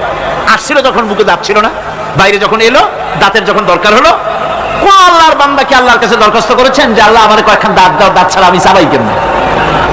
এই সবগুলি দাঁত কে সেট করে দিলেন? রব্বুল আলামিন দাঁতগুলিকে সেট করে দিলেন। মুখের মধ্যে দাঁত এসে গেল। আল্লাহ রাব্বুল আলামিন শরীরটাকে সাজিয়ে গুছিয়ে, হিউম্যান বায়োলজি যাকে বলা হয়, এই শরীরকে যে সুন্দর করে আল্লাহ পাক তৈরি করলেন, বলে শেষ করা যাবে না কত সুন্দর করে আল্লাহ পাক বানিয়েছেন। জামাল নাসেরের পাঠানো সেই লোকটি জেলখানার ভিতরে দৃশ্য দেখে অবাক হয়ে ফিরে এসে বললেন, জাহাপানা, কয়েকখানার ভিতরে গিয়ে দেখলাম সৈয়দ কুতুব নামাজের ভিতরে সিজদায় পড়ে আছে, আর শিকারী পাগলা কুকুর তার পাশে বসে তাকে পাহারা দিতেছে। মৃত্যুর ভয় ইমানদারেরা করে না। তাকে বলা হয়েছিল ক্ষমা চাওয়ার জন্য, তিনি বলেছেন মাজলুমকে ক্ষমা চাইতে হবে জালেমের কাছে। এর থেকে ফাঁসি গ্রহণ করে শাহাদাতের দরজা নিয়ে হাসি মুখে আমি আমার মনিবের দরবারে খাড়া হতে চাই, এটাই হলো ঈমান। আর জামাল নাসেরকে আল্লাহ পাক ইন্তেকাম নিলেন, দুনিয়া থেকে বিদায় করে দিলেন। সম্রাট আকবর, নাম শোনেন নাই? কোথাকার প্রেসিডেন্ট? ভারতবর্ষে। কত বড় নাম করা ব্যক্তি, দ্বীন ইলাহি চালু করলো, তার নামে আল্লাহু আকবার চালু করলো। আল্লাহু আকবার বলতে যেন তারে বোঝানো হয়, জিল্লে ইলাহি বলে ঘোষণা করা লাগলো তাকে। তার সামনে মাথা নত করার ব্যবস্থা করে দিল, কুর্নিশের ব্যবস্থা করে দিল। হযরত মুজাদ্দিদ আল বিসানি রাহমাতুল্লাহ আলাইহি এর বিরোধিতা করলেন। বিরোধিতা করার পরে সম্রাট জাহাঙ্গীর তার জেলের মধ্যে ঢুকাই দিল। তাকে যখন দরবারে দাওয়াত দিয়েছিল, একটা গেট বানালো যাতে করে তার মাথা নিচু করে ঢোকা লাগে। আল্লাহর মাহবুব বান্দা মুজাদ্দিদ আল বিসানি রাহমাতুল্লাহ আলাইহি তিনি মনে করলেন এখানে গেটটা নিচু করা হয়েছে যাতে করে আমি মাথা নিচু করে ঢুকি, আর এটাই সে কুর্নিশ হিসেবে ধরে নেবে। তিনি মাথা নিচু করলেন না, মর্দে মুজাহিদ বাদশার দরবারে নিজের বাম পাখানা আগে ঢুকাইয়া দিলেন। এই অপরাধে তাকে কারারুদ্ধ করা হলো। জেলখানার ভিতরে তিনি আছেন। কয়েক মাস পরে জেলার সাহেব চিঠি লিখেছেন বাদশার কাছে, জাহাপানা, জেল তো হয় চোরের জন্য, ডাকাতের জন্য, বদমাশদের জন্য। কারে পাঠাইলেন জেলখানায়? মুজাদ্দিদ আল বিসানি নামক যে ব্যক্তিকে জেলে পাঠিয়েছেন, তিনি আসার পরে কয়েক মাসে আমার জেলের মধ্যে চোর আর ডাকাত যা ছিল সব আল্লাহর ওলিতে পরিণত হয়ে গেছে। সম্রাট আকবর সেকেন্দ্রায় তার খবর রয়েছে, কেউ জিয়ারত করতে যায় না। মুজাদ্দিদ আল বিসানি রাহমাতুল্লাহ আলাইহি হযরত খাজা মুঈনুদ্দিন চিশতি রাহমাতুল্লাহ আলাইহির দরবারে আজও হাজার হাজার মানুষ কবরের কাছে জিয়ারত করতে যায়। দিনদার, ইমানদার, সৎকর্মশীল হলে আল্লাহ পাক তার মহব্বত মানুষের দিলের মধ্যে পয়দা করে দেন। ভাইরা আমার, এই পৃথিবীর বুকে ভালো কাজ যারা করে তাদের জন্য ফুল বিছায় কেউ দেয় না, ফুল দেয়, ফুল দেয় না, কণ্ঠকা কীর্ণ থাকে। নবীজি কালেমার দাওয়াত দিয়েছিলেন, এই কারণে নবী কোনো ফুলের বিছানা পান নাই, ফুলের মালা পান নাই। কাফির বেঈমানেরা নবীজিকে মারধর করেছে, দান্দার মোবারক শহীদ করেছে। হযরত বিলালকে উটের পায়ের সাথে বেঁধে দিয়ে উট তাড়ায় দিয়েছে, দড়ির মাথায় বেলাল বাঁধা, পিঠের থেকে চামড়া খসেছে, মাথা থেকে চামড়া খসে গেছে। উত্তপ্ত মরুভূমির উপরে হযরত বিলালের রক্তাক্ত শরীরকে চিৎ করে শোয়াই দিয়েছে। চতুর্দিকে কাফেরেরা দাঁড়ায়া লোহার ডান্ডা দিয়ে তাকে পিটাইছে আর বলেছে লাত মানাতির উপরে এখনো ঈমান আন। হযরত বিলাল একটা ভাঙ্গা আঙ্গুল কোন রকম আকাশের দিকে উঁচু করে বলেছেন আহাদ আহাদ আহাদ লা ইলাহা ইল্লাল্লাহ লা ইলাহা লা ইলাহা ইল্লাল্লাহ মুহাম্মাদুর রাসূলুল্লাহ। ঠিক মতো চলে চল। পুলিশকে যে দায়িত্ব, যে ক্ষমতা গভর্নমেন্ট দেয়, সরকারি আইনে পুলিশের যে দায়িত্ব আছে, যে পাওয়ার আছে, পুলিশ যদি তার পাওয়ারকে নির্দ্বিধায় যদি এই দায়িত্ব পালন করতে পারতো, আমি বলতে চাই গোটা দেশ একটা সুন্দর দেশে পরিণত হয়ে যেত। কিন্তু পুলিশ কি তার দায়িত্ব অবলীলাক্রমে পালন করতে পারে? পুলিশ বহু কষ্ট করে খাগড়াছড়ি আর বান্দরবানের পাহাড় ঘুরে ঘুরে বড় ডাকাতরে ধরে বেড়েছে, বড় চোরাচালানি, স্বর্ণ চোরাচালানকারী বড় একটা ডাকাতরে ধরে ফেলাইছে, জীবনের ঝুঁকি নিয়ে ধরছে। আসামি ধরা কি এত সহজ? গেলি আসামি কয় যে আমার হাতে হ্যান্ডকাপ পরাই দেন, আমি আসছি, এরকম করে না। জীবনের ঝুঁকি নিয়ে তারপরে পুলিশ গ্রেফতার করে, তাদেরকে গ্রেফতার করলো। পরের দিন টেলিফোন আসলো, হ্যালো চট্টগ্রামের এসপি, বলে হ্যাঁ। আরে মিয়া তুমি ধরছো কারে? হ্যাঁ ধরছি তো বলটু মিয়ারে। কেন ধরলা তারে? কয় স্যার অস্ত্র শুদ্ধা ধরছি। তাতে কি হয়েছে? আমার পার্টির লোক অস্ত্র শুদ্ধা ছাড়িয়ে দিবি যদি চাকরি করতে চাস। কথা ঠিক কিনা? এগুলি অনেক আগে হতো, আজকাল হয়তো না, আজকালও হয়। আমি এক কথা কেন বললাম, থানায় আসামিদেরকে ধরা হয়, জেল হয়ে গেল, কয়েক মাস পর বেরিয়ে গেল, থানায় তার নামটা আসামির খাতায় লেখা গেল, চোর হিসাবে, ডাকাত হিসাবে, সন্ত্রাসী হিসাবে, চোরাচালান হিসাবে, ঠিক কিনা? আবার ধরা পড়লো, আবার নাম উঠলো, আবার ধরা পড়লো, আবার নাম উঠলো, জেল থেকে মুক্ত হলো না, ঠিকই থাকলো খাতায়। কিন্তু কোন বান্দা যদি গুনাহ করে, আল্লাহর বান্দার জন্য যে খাতা আছে, ফেরেশতারা যেটা লেখে, ওইখানে গুনার খাতায় তার নাম উঠে গেল। রব্বুল আলামিন বলেন, আমার বান্দা যদি গুনাহ করার পর বুঝতে পেরে যখন তওবা করে, তখন শুধু গুনাহ মাফ করি না, গুনার খাতা থেকে নামটাও আমি মুছে ফেলে দেই। আমার বান্দা যখন শয়তানের ওয়াসওয়াসায় পড়ে একটা নেকের একটা গুনার নিয়ত করবে, গুনাহ করার নিয়ত করবে, গুনাহটা করে নাই, পাপ লিখবা না। গুনাহ করা হয়ে যাওয়ার পর একটা গুনার জন্য একটা গুনাহই লিখবা। আর যদি আমার বান্দা কোন একটি নেকির কাজের নিয়ত করেছে, হজের নিয়ত করেছে, হজে যায় নাই, মাদ্রাসা মসজিদে দান করবে, চট্টগ্রাম তাফসীরুল কোরআন মাহফিলে দান করবে, করে নাই এখনো, শুধু নিয়ত করেছে, নেক নিয়তের কারণে আমলনামায় একটা নেকি লিখে দিবা। আর যখন নেকির কামটা করা হয়ে যাবে, আল্লাহ পাক বলেন মান জাআ বিল হাসানাতি ফালাহু আশরু আমসালিহা। নেকির কাজটা যখন করা হয়ে যাবে, আমার বান্দার আমলনামায় একটা নেকের পরিবর্তে 10টা গ্রেস মার্ক লাগাইয়া 10 গুণ বাড়াইয়া দিবা। আমি বান্দা, আল্লাহ পাক বলেন বান্দার কোন আমলের উপরে আমি জুলুম করি না। বান্দা যদি যে সব কাজ করবে, সমস্ত নেক কাজের জন্য আমি তাকে সব দান করব। শুধু তাই না, সৎকর্মশীল ব্যক্তিদের রুজিতে আমি বরকত দিয়ে দিব। সুবহানাল্লাহ কোন। ভালো কাজ যারা করবে তাদের রুজিতে আল্লাহ পাক কি করবেন? ফাল্লাযীনা আমানু ওয়া আমিলুস সলিহাতি লাহুম মাগফিরাতুন ওয়া রিজকুন কারীম। যারা ঈমান আনবে এবং ভালো কাজ করবে, আমি তাদেরকে উত্তম রিজক দান করব। শুধু তাই নয়, আমলে সালিহ যারা করবে, সৎকর্মশীল লোকদের, তাদের জন্য রয়েছে আমার কাছে ক্ষমা, মাগফিরাত। ওয়া ইন্নী লাগাফফারুন লিমান তাবা ওয়া আমানা ওয়া আমিলা সালিহান সুম্মা ইহতাদা। নিঃসন্দেহে আমি ক্ষমাশীল ওই সব বান্দাদের জন্য যারা সৎ কাজ করে, আমলে সালেহ করে, নেক কাজ করে, আর গুনাহ থেকে তওবা করে, আর এই তওবার উপরে, হেদায়েতের উপরে টিকে থাকে, আমি তাদের গুনাহ কাশি আমি রব্বুল আলামিন মাফ করে দেই। আল্লাহ পাক ওয়াদা করেছেন, নেক কাজ যদি হও, সৎকর্মশীল যদি তোমরা হও, তাহলে নেক কাজের বিনিময় আমি রব্বুল আলামিন তোমাদেরকে রাষ্ট্র ক্ষমতা দান করব, যেমন করে তোমাদের পূর্বপুরুষদেরকেও রাষ্ট্র ক্ষমতা দিয়েছিলাম। রাষ্ট্র ক্ষমতা হচ্ছে সুলতানে নাসির, যাকে বলা হয়েছে সাহায্যকারী শক্তি। রাসূল করিম সাল্লাল্লাহু আলাইহি সাল্লাম আল্লাহর কাছে সেখানে দোয়া করেছেন, রব্বি আদখিলনি মুদখালা সিদকিন ওয়া আখরিজনি মুখরাজা সিদকিন ওয়াজআলনি মিন লাদুনকা সুলতানান নাসিরা। আয় আল্লাহ, আমাকে সাহায্যকারী শক্তি আমাকে তুমি দান করো। এই সাহায্যকারী শক্তি হচ্ছে রাষ্ট্র ক্ষমতা। কি ক্ষমতা? রাষ্ট্র ক্ষমতা। এখন রাষ্ট্র ক্ষমতা কি জন্য? রাষ্ট্র ক্ষমতা এই জন্য যে রাষ্ট্রীয় পাওয়ার যদি আপনার হাতে না থাকে তাহলে ইসলামের সকল আইন পালন করা সম্ভব নয়। ঠিক কিনা? ঠিক কিনা? আজ সমাজে সুদ চালু আছে নাকি নাই? জেনা চালু আছে নাকি নাই? জুয়া চালু আছে নাকি নাই?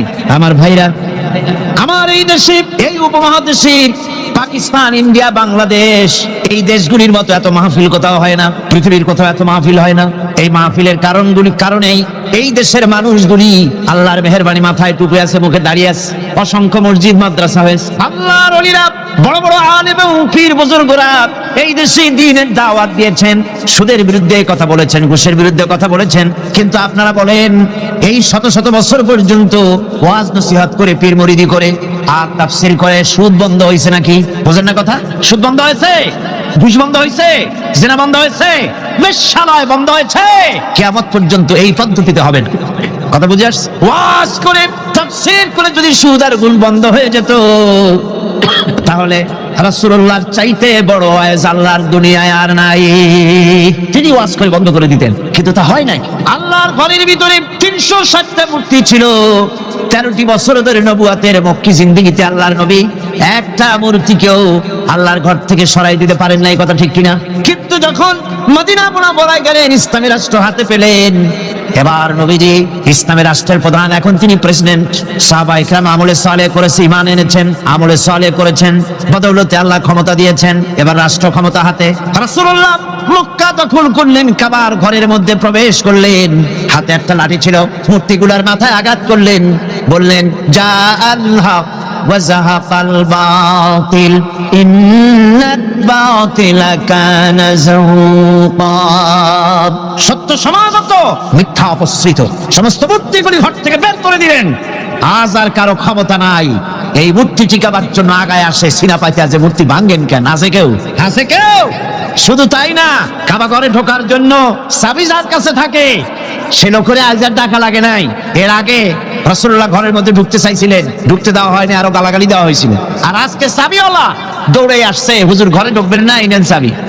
আল্লাহ রাসূল চাবি নিলেন, ঘরের মধ্যে ঢুকলেন, মূর্তিগুলো ফালাই দিয়া আল্লাহর ঘরের বাইরে এসে চাবির রক্ষককে ডেকে বললেন, এই চাবি তোমার কাছে থাকবে, কোন জালেম ছাড়া তোমার কাছ থেকে এই চাবি কেউ নেবে না। রাহমাতুল লিল আলামিন, কি ব্যবহারটা! এই চাবি তোমার কাছেই থাকবে। লোকটি স্পষ্টই বুঝতে পারলো তিনি কোন সাধারণ মানুষ নন, সাধারণ কোন দেশ দখলকারী বাদশা নন। নিঃসন্দেহে তিনি আল্লাহর নবী। তিনি পড়ে নিলেন লা ইলাহা ইল্লাল্লাহু মুহাম্মাদুর রাসূলুল্লাহ। আজ পর্যন্ত ওই চাবি ওই বংশের লোকের কাছেই থাকে, কারণ রাসূলুল্লাহ বলেছেন জালেম ছাড়া এই চাবি তোমার কাছ থেকে কেউ নেবে না। এখন বাদশাও চাবি নেয় না, যেহেতু হাদিস অনুযায়ী জালেম হয়ে যাবে। রাসূলুল্লাহ ঘরে ঢুকলেন, মূর্তিগুলি ভালাই দিলেন, সুদ বন্ধ করে দিলেন, ঘুষ বন্ধ করে দিলেন। বাংলাদেশে কিয়ামত পর্যন্ত যদি ওয়াজ হয়, সুদ ঘুষ বন্ধ হবে না। তবে হ্যাঁ, বাংলাদেশে একটা জায়গা আছে যেখানে বসে সুদ একদিনই বন্ধ করে দেওয়া যায়। সেটা কোন জায়গা? কোন জায়গা? আপনারা খুব ভালো করে বুঝেছেন, সেটার নাম সংসদ। কিন্তু গোটা জাতির কপাল খারাপ, যারা সুদকে মায়ের সাথে জিনা করার মতো গুনাহ মনে করে, সেই লোকগুলির আধিক্য পার্লামেন্টে জাতি বানাইতে পারে নাই। যদি তা হতো, বাজেট বক্তৃতার ভেতরে আমি বলেছিলাম, স্পিকার সাহেব, এই বাজেট যারা তৈরি করেছে সরকার এবং এই বাজেট প্রস্তুতকারী, কিয়ামতের দিন অবশ্যই আল্লাহর দরবারে আসামি হবেন, কারণ পুরা বাজেট সুদ ভিত্তিক। আর সুদকে আল্লাহ পাক হারাম করে দিয়েছেন, জঘন্যতম হারাম। সুদের মধ্যে 70টি গুনাহ, তার 70 গুনাহ হলো নিজের মাকে নিকাহ করা। নাউযুবিল্লাহি মিন যালিক। ভাগ্য আমরা বদলাতে চাই, ঠিক কিনা? কিন্তু বিশ্বাস করুন, আল্লাহ রাব্বুল আলামিনের কোরআন আমার হাতে, বিশ্বাস করুন, এ ভাগ্য সমাজতন্ত্র বদলাইতে পারে নাই, পুঁজিবাদ বদলাইতে পারে নাই, ধর্ম নিরপেক্ষ মতবাদ বদলাতে পারবে না, কখনোই পারবে না। জাতির ভাগ্য বদলাবে শুধু কোরআনের আইন, কিসের আইনে বদলাবে? এই কোরআন ছাড়া ভাগ্য বদলাবার আর কোনো পথ। কোরআনের দিকে গিয়ে আসুন। শুধু তাফসীর শোনার জন্য পাগল হলে হবে না, আমল করতে হবে। মাওলানা সৈয়দ সালমান নদভী সাহেব তিনি যে কথাটা বলেছেন, কি দারুণ কথা বলেছেন। তাফসীর শুধু শুনলে হবে না, শুনে এক একজন দায়ী হয়ে যান, আপনারা কোরআনের দাওয়াতকারী হয়ে যান, বাড়ি বাড়ি ডোর টু ডোর চলে যান, মানুষকে বুঝান জাতীয়তাবাদ, পুঁজিবাদ, সমাজবাদ, ধর্মনিরপেক্ষ মতবাদ, সকল বাদের পরিণতি বদবাদ। ইসলামের পরিণতি আবাদ। ইসলামের পরিণতি কি? আবাদ। ইসলামের দাওয়াত দেন, কোরআনের দাওয়াত দেন, আর প্রস্তুতি গ্রহণ করুন। নির্বাচন যখন আবার আসবে কোরআনের লোকগুলো পাঠাই দিবেন। আল্লাহ যেন তৌফিক দেন, আল্লাহ যেন তৌফিক দেয়। জোরে কোন আমিন। ভাইরা আমার, আমলে সালেহ যারা করবে, সৎ কাজ যারা করবে, আল্লাহ তাদের জন্য জান্নাত দান করবেন। জোরে বলেন সুবহানাল্লাহ। রব্বুল আলামিন বলেন, ওয়াল্লাযীনা আমানু ওয়া আমিলুস সালিহাতি সানুদখিলুহুম জান্নাতিন তাজরি মিন তাহতিহাল আনহার খালিদিনা ফিহা আবাদান। আল্লাহ রাব্বুল আলামিন বলেন, যারা ঈমান এনেছে আর যারা সৎ কাজ করেছে, আমি তাদেরকে অবশ্যই জান্নাত দান করব। সুবহানাল্লাহ। এমন জান্নাত দেব যেই জান্নাতের নিচের থেকে সতত প্রবাহিত নহর প্রবাহিত রয়েছে। এত সুন্দর জান্নাত তারা পাবে। এটা হচ্ছে আল্লাহর ওয়াদা। এটা কার ওয়াদা? সৎকর্ম যদি করেন, ভালো কাজ যদি করেন, আল্লাহ পাক সৎকর্মশীলদের জন্য জান্নাত দিবেন। তারপরে আল্লাহ আবার কি বলছেন শোনেন, আল্লাহ পাক বলেন, সন্দেহ করো না, আমার কথায় কোনো সন্দেহ করো না। ওয়াদাল্লাহি হাক্কান ওয়া মান আসদাকু মিনাল্লাহি কিলা। আল্লাহর ওয়াদা অবশ্যই হক। আল্লাহর চাইতে সত্যবাদী আর কে হতে পারে? কে হতে পারে? আল্লাহর কথাগুলো বিশ্বাস হয় না। ওই যে নির্বাচনের সময় কে একজন কইলো, এবার আমাকে পাঠা, জম্মের খাওয়া খাইবা, রাস্তাগুলো সোনা দিয়ে বানাই দেবো, গরু গাড়ি চাকার মতো জিলাপি বানাই দেবো, খাইতে গিয়ে শীত হয়ে থাকবা। মানুষেরা মহব্বতের খেলায় অস্থির। আরে মুসলমান, একটা শাড়িতে ভুলে যায়, একটা লুঙ্গিতে ভুলে যায়, 10টা টাকায় ভুলে যায়। আপনারা মনে কিছু নেবেন না তো? একটা ছাগলও তার দাম হয় 500 টাকা, 1000 টাকা, 2000 টাকা। কিন্তু নির্বাচনের সময় আল্লাহর বান্দাদের দাম যারা ভোট দিতে যায়, এই ছাগলের চেয়ে কমে যায়, 50 টাকা, 100 টাকা বিক্রি হয়ে যায়। আপনারা কিছু মনে নিলেন না তো? রাগ করেন না, আমি দৃষ্টান্ত দেওয়ার জন্য দুঃখিত। এটা হলো বাস্তব, এটা আমাদের সমাজের বাস্তবতা। আমাদেরকে বুঝতে হবে, আমাদেরকে চিনতে হবে কার পিছনে দৌড়ায়। ওটা কি নামাজ পড়ে? ও তো আল্লাহর হক আদায় করে না, মানুষের হক আদায় করবে কিভাবে? ওর নামাজ নাই, ওর চরিত্র নাই, মদ খায়, বউ পর্দায় থাকে না, কিসের নেতা? নেতৃত্ব তো সেই দিতে পারে যার দিন আছে, ঈমান আছে, চরিত্র আছে, আল্লাহরে ভয় করে। ইউসুফ আলাইহিস সালাম, জুলাইখা তাকে আটকায় ফেলেছে ঘরের মধ্যে, তালা দেওয়া, খিল দেওয়া, সিটকানি মারা, পালাবার পথ নাই, চতুর্দিকে উলঙ্গ নগ্ন চিত্র। আর এই সুন্দরী যুবতী নারী জুলাইখা তার প্রেম নিবেদন করেছে হযরত ইউসুফের কাছে। যৌবনে ভরা টকবগে যৌবনের যুবক হযরত ইউসুফ আলাইহিস সালাম, সৌন্দর্যের পিরামিড, বাঁচার কোনো পথ নাই জুলাইখার কুপ্রবৃত্তি চরিতার্থ করে দেওয়া ছাড়া। কিন্তু হযরত ইউসুফ আলাইহিস সালাম আল্লাহ রাব্বুল আলামিনকে ডাকলেন, হতাশায় ভেঙে পড়লেন না, আল্লাহকে ভয় করলেন, আল্লাহকে ডাকলেন। আল্লাহকে ডেকে, আল্লাহকে ভয় করে তালাবদ্ধ দরজার দিকে যখন দৌড় মারলেন, রব্বুল আলামিন আপন কুদরতে দরজার তালাগুলি খুলে দিলেন। ভাইরা আমার, এভাবে করে মুমিনেরা কখনো হতাশ হয় না। ফাইন্না মাল উসরি ইউসরা, ইন্না মাল উসরি ইউসরা। মনে রাখতে হবে, দুঃখ কষ্টের সাথে থাকে সুযোগ সুবিধা, আর প্রত্যেক অসচ্ছলতার সাথে থাকে উদার সচ্ছলতা। এর কোনো বিপরীত কখনই হয় না। আল্লাহ রাব্বুল আলামিন এইভাবে করে মুমিনদেরকে বলেছেন যেন তারা হতাশায় ভেঙে না পড়ে। আমার বন্ধুগণ, হযরতে হুদ আলাইহিস সালামকে যখন সমাজের লোকেরা, রাষ্ট্রের লোকেরা ঘিরে ফেলে দিল, সমাজ শক্তি, রাষ্ট্র শক্তি যখন তাকে ঘিরে ফেলে দিল, ষড়যন্ত্রের পাহাড় তুলে দিল, তারে মেরে ফেলে দিবে, হযরত হুদ দেশ থেকে তার পালায় গেলেন না, ভয় পেলেন না। হযরতে হুদ আলাইহিস সালাম বললেন, কোরআনে কারীমে হযরত হুদের কথা কোট করা হলো, ফাকিদুনি জামিআন সুম্মা লা তুযিরুন। সম্মিলিতভাবে ষড়যন্ত্র করো আমার বিরুদ্ধে, সবাই মিলে ষড়যন্ত্র করো, সুম্মা লা তুযিরুন, আর আমাকে এতটুকু অবকাশ তোমরা দিও না। ইন্নী তাওয়াক্কালতু আলাল্লাহি রাব্বি ওয়া রাব্বিকুম, আমি ভরসা করেছি সেই আল্লাহর উপরে যার কুদরতি হাতের ভেতরে, যিনি আমাদের রব তোমাদেরও রব, আর যার কুদরতি হাতের ভিতরে তামাম পৃথিবীর জানগুলি যার হাতে, সে আল্লাহর উপরে ভরসা করেছি, ষড়যন্ত্র যদ্দূর আছে করতে থাকো, আমি ষড়যন্ত্র পরোয়া করি না। সুবহানাল্লাহ বলেন। এটাই হলো মুমিনের কোয়ালিটি। শুধু ঈমান, লা ইলাহা ইল্লাল্লাহ মুহাম্মাদুর রাসূলুল্লাহ, গরুর গোশত খাই, আর রবিউল মাস আসতে পরে ইয়া নবী সালাম আলাইকা, ইয়া রাসূল সালাম আলাইকা, তারপরে গরম গরম জিলাপি আর রসগোল্লা খাইলাম খুব বেশি করে, এর নাম মুমিন নয়। মুমিন হচ্ছে তার চলায় ফেরায় ওঠায় বসায় সাহসী তার এক আন্দাজ তৈরি হবে সে। আমার ভাইয়েরা, বিপদে অবিচলতা আমাদেরকে পয়গম্বরেরা শিক্ষা দান করেছেন। হযরত ইউনূস আলাইহিস সালাম মাছে তারে গিলে ফেলে দিল, হতাশায় তিনি হার্ট ফেল করেন নাই। মাছের পেটের মধ্যে যদি কেউ চলে যায়, বেরিয়ে যাওয়ার জন্য কোনো ব্যাকডোর আছে নাকি, কোন পালাবার কোন রাস্তা আছে? মাছের পেটের জানালা দরজা আছে কিছুই না। তিনি হতাশ হলেন না, মাছের পেটের ভেতরে বসে হযরত ইউনূস আলাইহিস সালাম বুক ভরা আশা নিয়ে আল্লাহর দরবারে তিনি ঘোষণা করলেন, লা ইলাহা ইল্লা আনতা সুবহানাকা ইন্নী কুনতু মিনাজ জালিমিন। পড়েন না সবাই, লা ইলাহা ইল্লা আনতা সুবহানাকা ইন্নী কুনতু মিনাজ জালিমিন। হযরত ইউনূস আলাইহিস সালাম বললেন, আল্লাহ তুমি ছাড়া কোনো ইলাহ নাই, তোমার পবিত্রতা ঘোষণা করছি, আমি জালিমদের অন্তর্ভুক্ত হয়ে গেছি। তিনি যখন চিল্লাচ্ছিলেন, মাছের পেটের ভিতরে বসে যখন কাতরুক্তি করতেছিলেন, আল্লাহ বুঝি তখন শোনেন নাই সে কথা? কি বলেন? আল্লাহ বুঝি তখন তন্দ্রায় বা নিদ্রায় ছিলেন? না, আল্লাহ পাক কি ঘুমান? তন্দ্রায় যান? লা তাখুযুহু সিনাতুন ওয়ালা নাওম। আল্লাহ রাব্বুল আলামিন বলেন, কোন তন্দ্রা বা নিদ্রা আল্লাহ রাব্বুল আলামিনকে স্পর্শ করে না। হযরত ইউনূস আলাইহিস সালাম যখন মাছের পেটের ভিতরে বসে চিৎকার মারলেন, আল্লাহ পাক বলেন, ইউনূস রে, তোমার ওই ডাক কেউ শোনে নাই, দুনিয়ার কোন রাজা বাদশাহ শোনে নাই, দুনিয়ার কোন বন্ধু বান্ধব তোমার শোনে নাই, কিন্তু আমি তোমার আরশের মালিক, আমি রব্বুল আলামিন শুনেছি। শুধু শুনি নাই, সঙ্গে সঙ্গে জবাব দিয়ে দিয়েছি।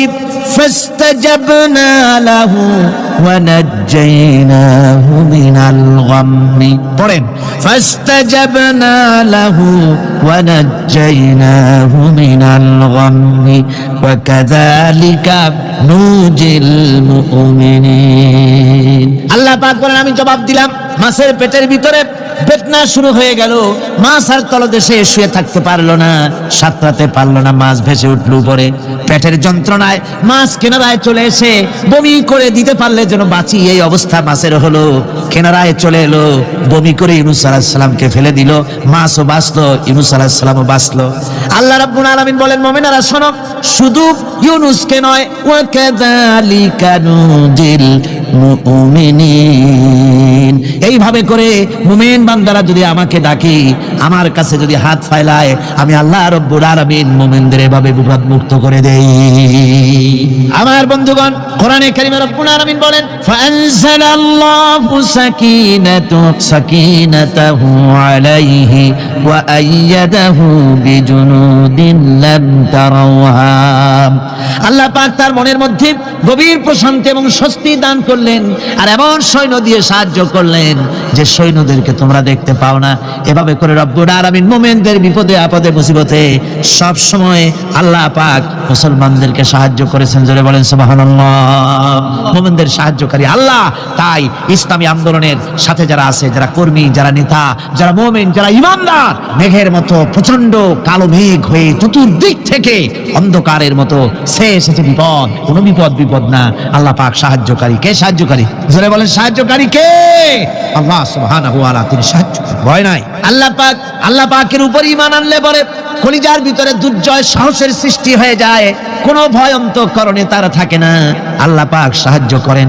আর আল্লাহর উপরে ঈমান আনলে পরে রব্বুল আলামিন বলেছেন, ইয়া আইয়ুহাল্লাযীনা আমানু হাল আদুল্লুকুম আলা তিজারাতিন তুনজিকুম মিন আযাবিন আলীম। এমন একটা ব্যবসার কথা কি বলবো না, যে ব্যবসায় তোমাদেরকে জাহান্নামের আযাব থেকে বাঁচায় দেবে। তার প্রথম কাজই হলো আল্লাহর প্রতি ঈমান আনা। ঈমান আনলে পরে এই সমস্ত গুণ তৈরি হয়ে যায়।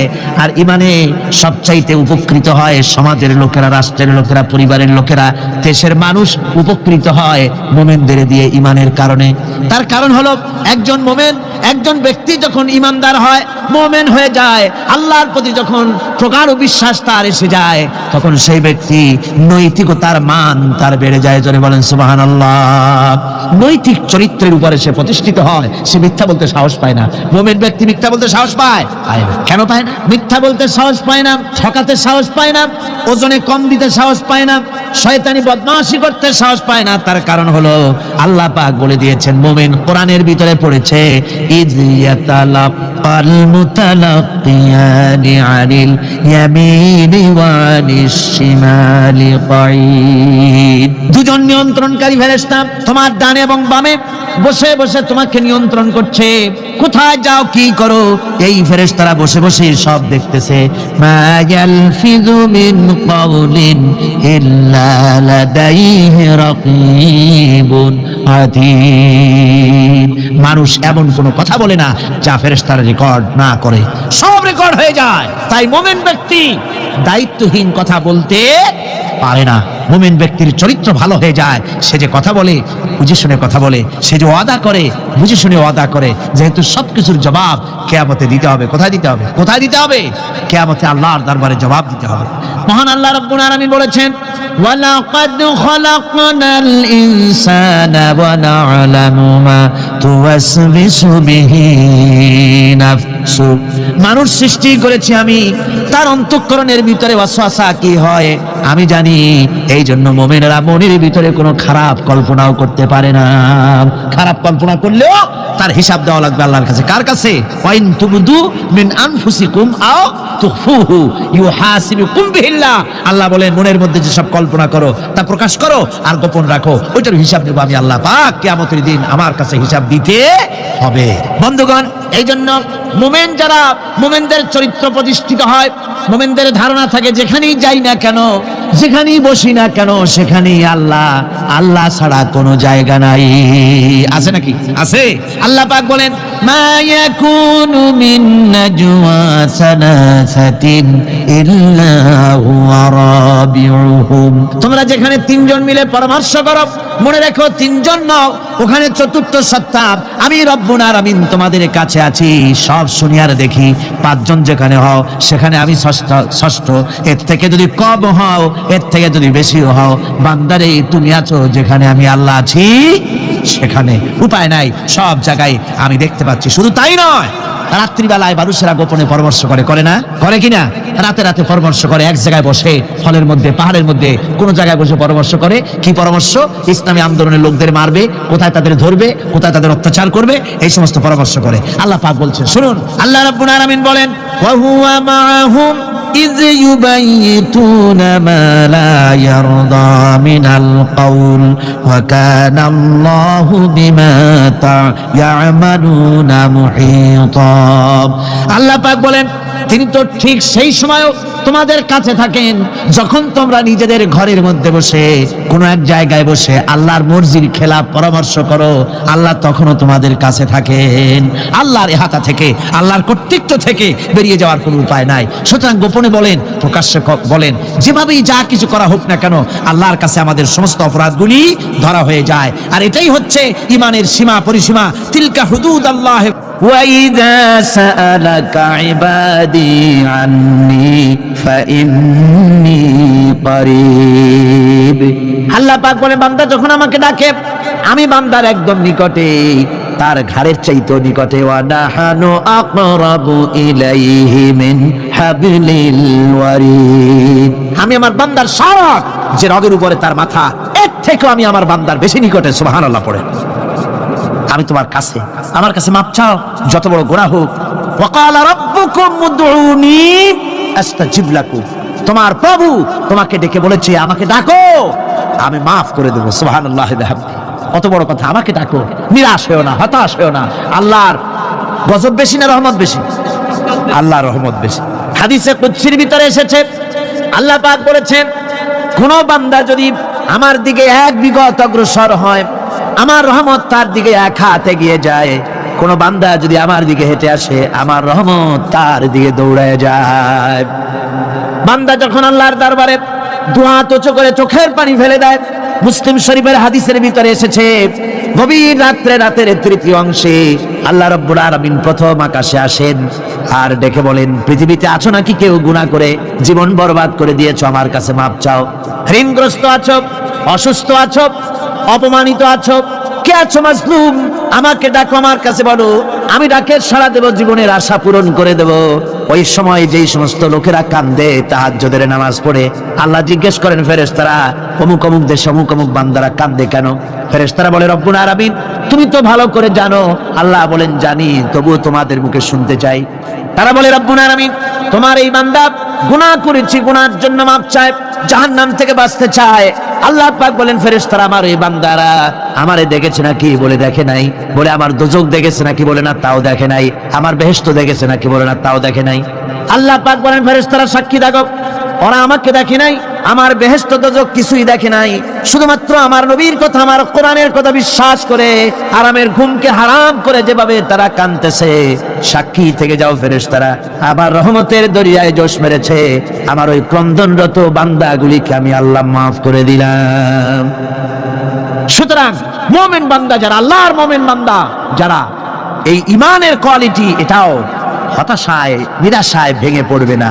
গুনাহ তো মানুষই করে, গুনাহ হয়ে গেছে, মাপ চাও। তোমার গুনাহ কদ্দূর? তোমার গুনাহ যদি হয় পাহাড় সমান, আল্লাহর রহমত আকাশ সমান।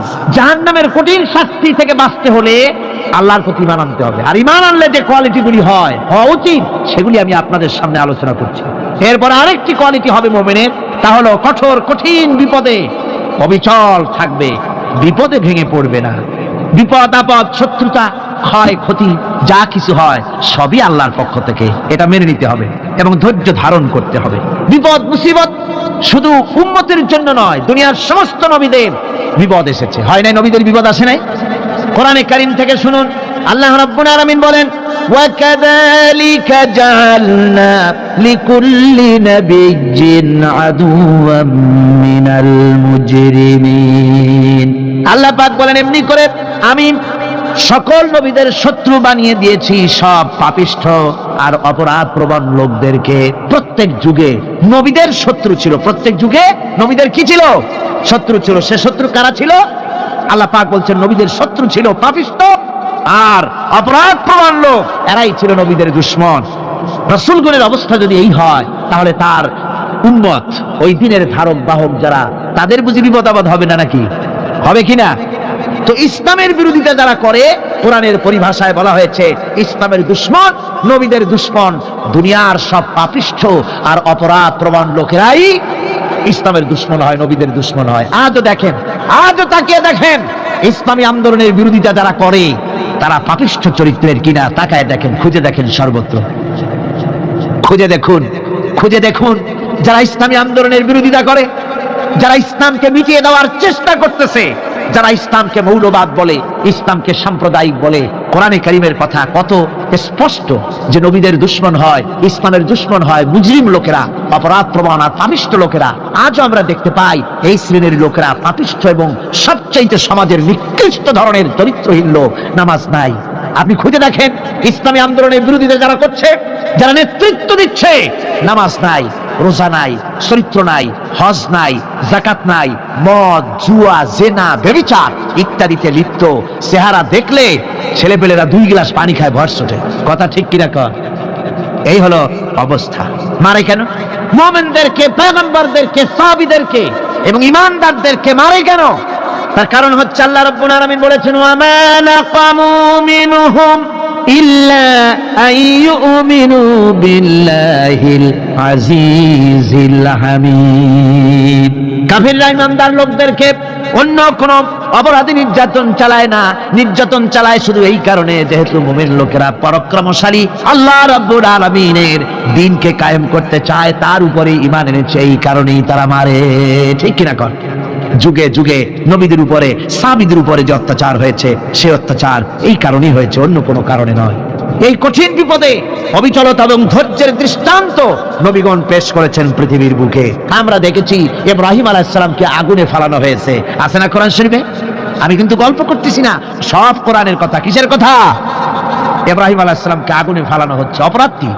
অপরাধ হচ্ছে হযরত ইব্রাহিম আলাইহিস সালাম দাওয়াত দিয়েছেন লা ইলাহা ইল্লাল্লাহ, জোরে পড়েন লা ইলাহা ইল্লাল্লাহ, লা ইলাহা লা ইলাহা ইল্লাল্লাহ মুহাম্মাদুর রাসূলুল্লাহ। হযরত ইব্রাহিম আলাইহিস সালাম দ্বীনের দাওয়াত দিয়েছেন, এক আল্লাহর দাওয়াত দিয়েছেন, ঈমানের দাওয়াত দিয়েছেন।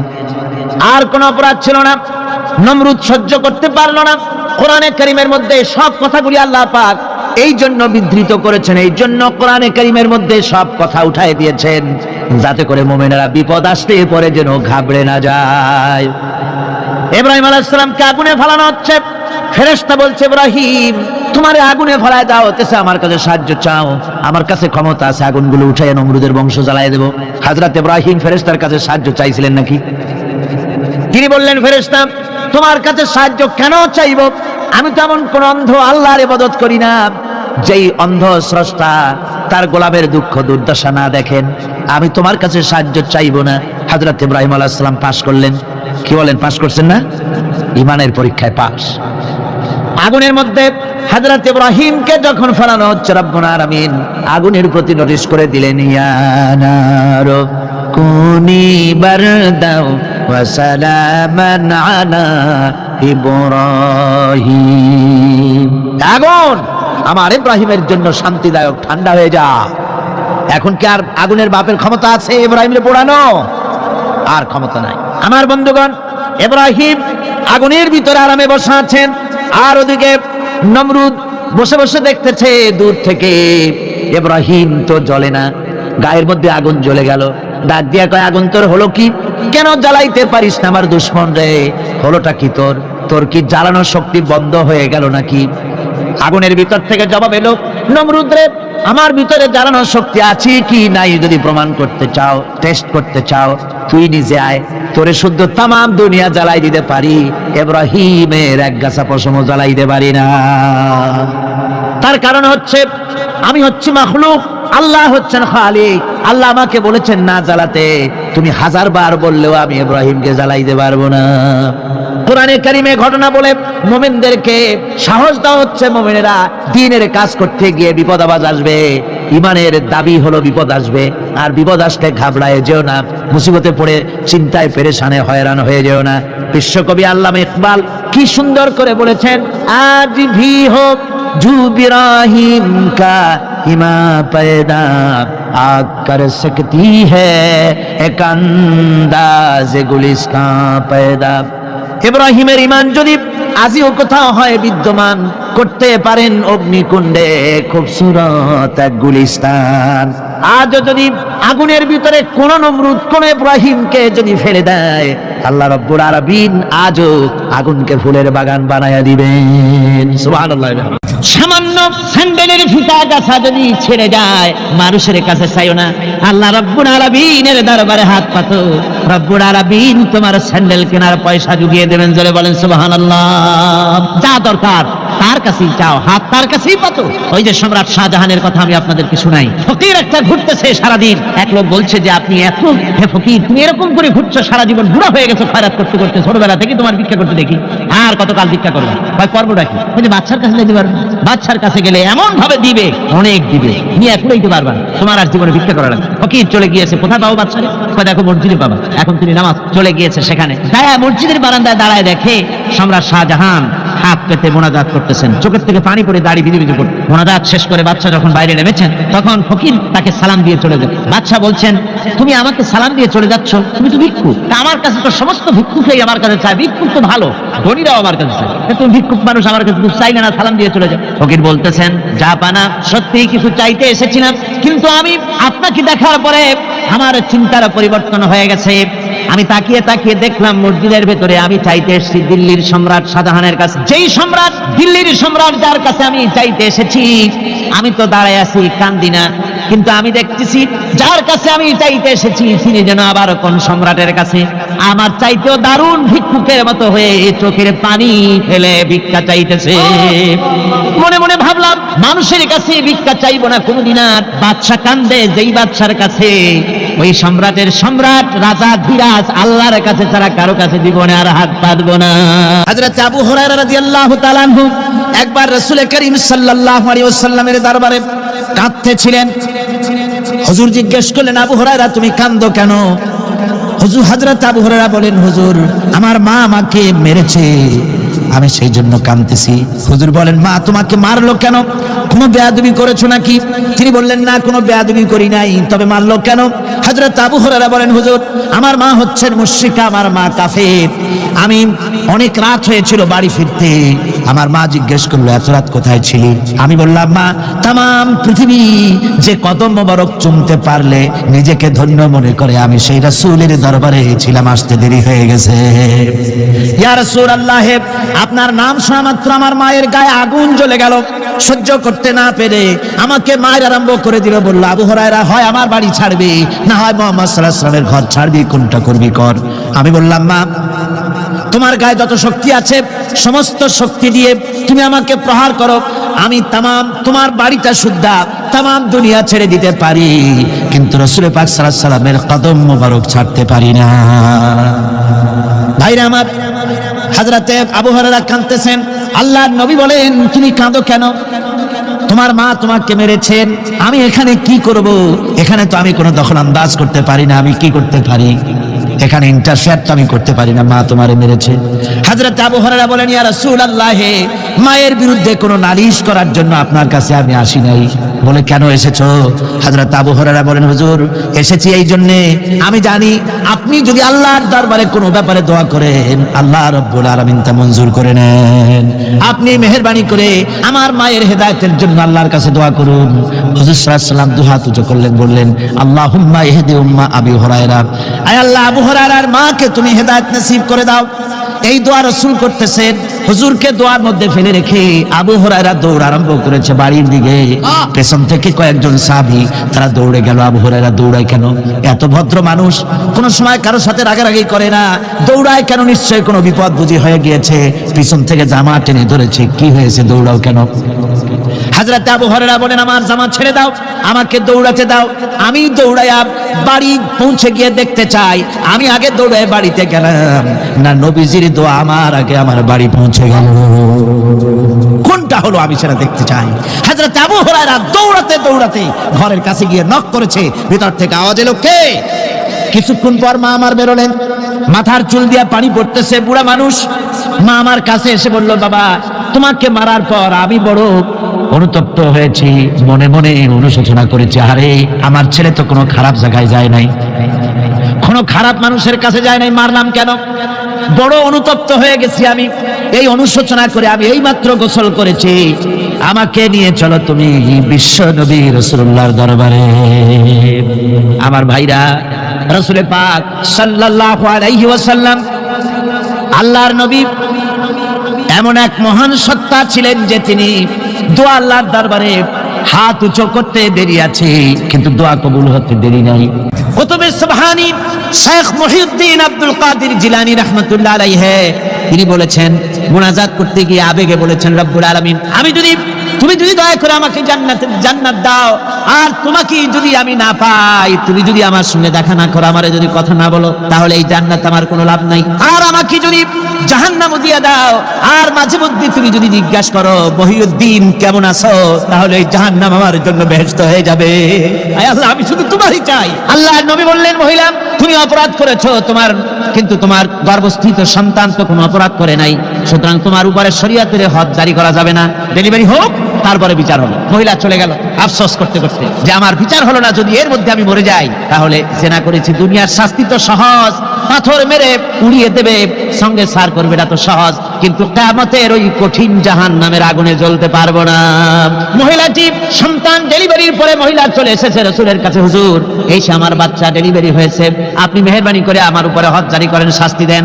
আল্লাহর নবী বলেন, মহিলা তুমি অপরাধ করেছো, কিন্তু তোমার সন্তানের হক আছে, তোমার বুকের দুধ 2.5 বছর পর্যন্ত সে পান করবে, আমি তার হক নষ্ট করতে পারি না। মহিলা আবার চলে গেল কাঁদতে কাঁদতে, যদি এর মধ্যে মরে যায়, 2.5 বছর যেতে পারে নাই, তার আগেই মহিলা ওই বাচ্চাটাকে কোলে নিয়ে হাতে একটা রুটি দিয়া হুজুরের কাছে আসছে। কত পেরেশানি দেখেন। মহিলা এসে বলেন, ইয়া রাসূলুল্লাহ, আমার এই বাচ্চা এখন দুধ ছেড়ে দিয়েছে, সে রুটি খাইতে পারে। হুজুর আর দেরি করবেন না, এই শাস্তি না নিয়ে যদি মরে যায়, জাহান্নামের কঠিন আযাব আমি ভোগ করতে পারবো না। আল্লাহর নবী ওই মহিলাকে অর্ডার দিয়ে দিলেন, একে বুক পর্যন্ত মাটির মধ্যে গেড়ে দিয়া চতুর্দিক থেকে পাথর নিক্ষেপ করো। মহিলাকে নিয়ে পাতাকে বুক পর্যন্ত মাটির ভিতরে গেড়ে দিয়া চতুর্দিক থেকে যখন পাথর নিক্ষেপ করা হচ্ছিল, রক্ত ছিটে এসে একজন সাহাবীর গায়ে পড়ায়। সাহাবী মহিলাকে ভৎসনা করলেন। আল্লাহর নবী বললেন শুনতে পেরে, নবীজি বললেন, ও সাহাবী, ভৎসনা করো না, বরং এই মহিলার তওবা আল্লাহ রাব্বুল আলামিন এমন ভাবে কবুল করেছেন, যদি সে তওবা দুনিয়ার সব মানুষকে ভাগ করে দেওয়া যায়, তাহলে সমানভাবে ভাগ করে দেওয়া যাবে। 60,000 সৈন্য তাদের অশ্ব নিয়ে, তাদের উষ্ট্র নিয়ে, তাদের মালপত্র নিয়ে, জাহাজের সামান নিয়ে শ্রাবণের খরস্রোতা নদী, উত্তাল তরঙ্গমালায় ভরা নদীর উপর থেকে এই সাহাবীরা পাড়ি দিয়ে ওপার চলে গেলেন। ওপার যাওয়ার পরে হযরতে সাদ বলছেন, তোমাদের কেউ কি হারিয়ে গেছে নাকি? সবাই এদিক ওদিক তাকায় খোঁজ করে বলল, মানুষ তো দূরের কথা, একটা উট আর ঘোড়াও একটাও হারায় যায় নাই।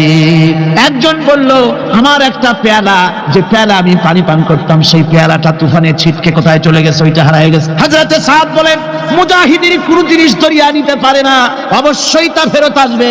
এই কথা তিনি বলতেছিলেন, হঠাৎ করে দরিয়ার কিনারে একটা আওয়াজ হলো, দেখা গেল তুফানের ভিতরে সেই হারানো বাটিটা তাদের মধ্যে বেরিয়ে এসেছে। আল্লাহু আকবার। মুজাহিদদেরকে সাহায্য করেন স্বয়ং আল্লাহ রাব্বুল আলামিন। আফ্রিকার জঙ্গলের কাছে ভিন্ন ইতিহাস, জঙ্গলের কাছেই মুসলমানদেরকে থাকতে দেওয়া হয়েছে। মনে করা হয়েছিল জঙ্গলের সমস্ত হিংস্র প্রাণীরা এই মুসলমানদের শেষ করে দেবে, যুদ্ধ করা লাগবে না। হযরতে সাদ সে অবস্থা বুঝতে পারলেন, তিনি একটা মঞ্চ তৈরি করলেন। সেই মঞ্চের উপরে দাঁড়ায় জঙ্গলের প্রাণীদের দিকে লক্ষ্য করে তিনি নোটিশ জারি করে দিলেন, বললেন, ইয়া আইয়াতুহাল হাশারাত ওয়াস সিবাউ নাহনু আসহাবু রাসূলুল্লাহ সাল্লাল্লাহু আলাইহি ওয়াসাল্লাম।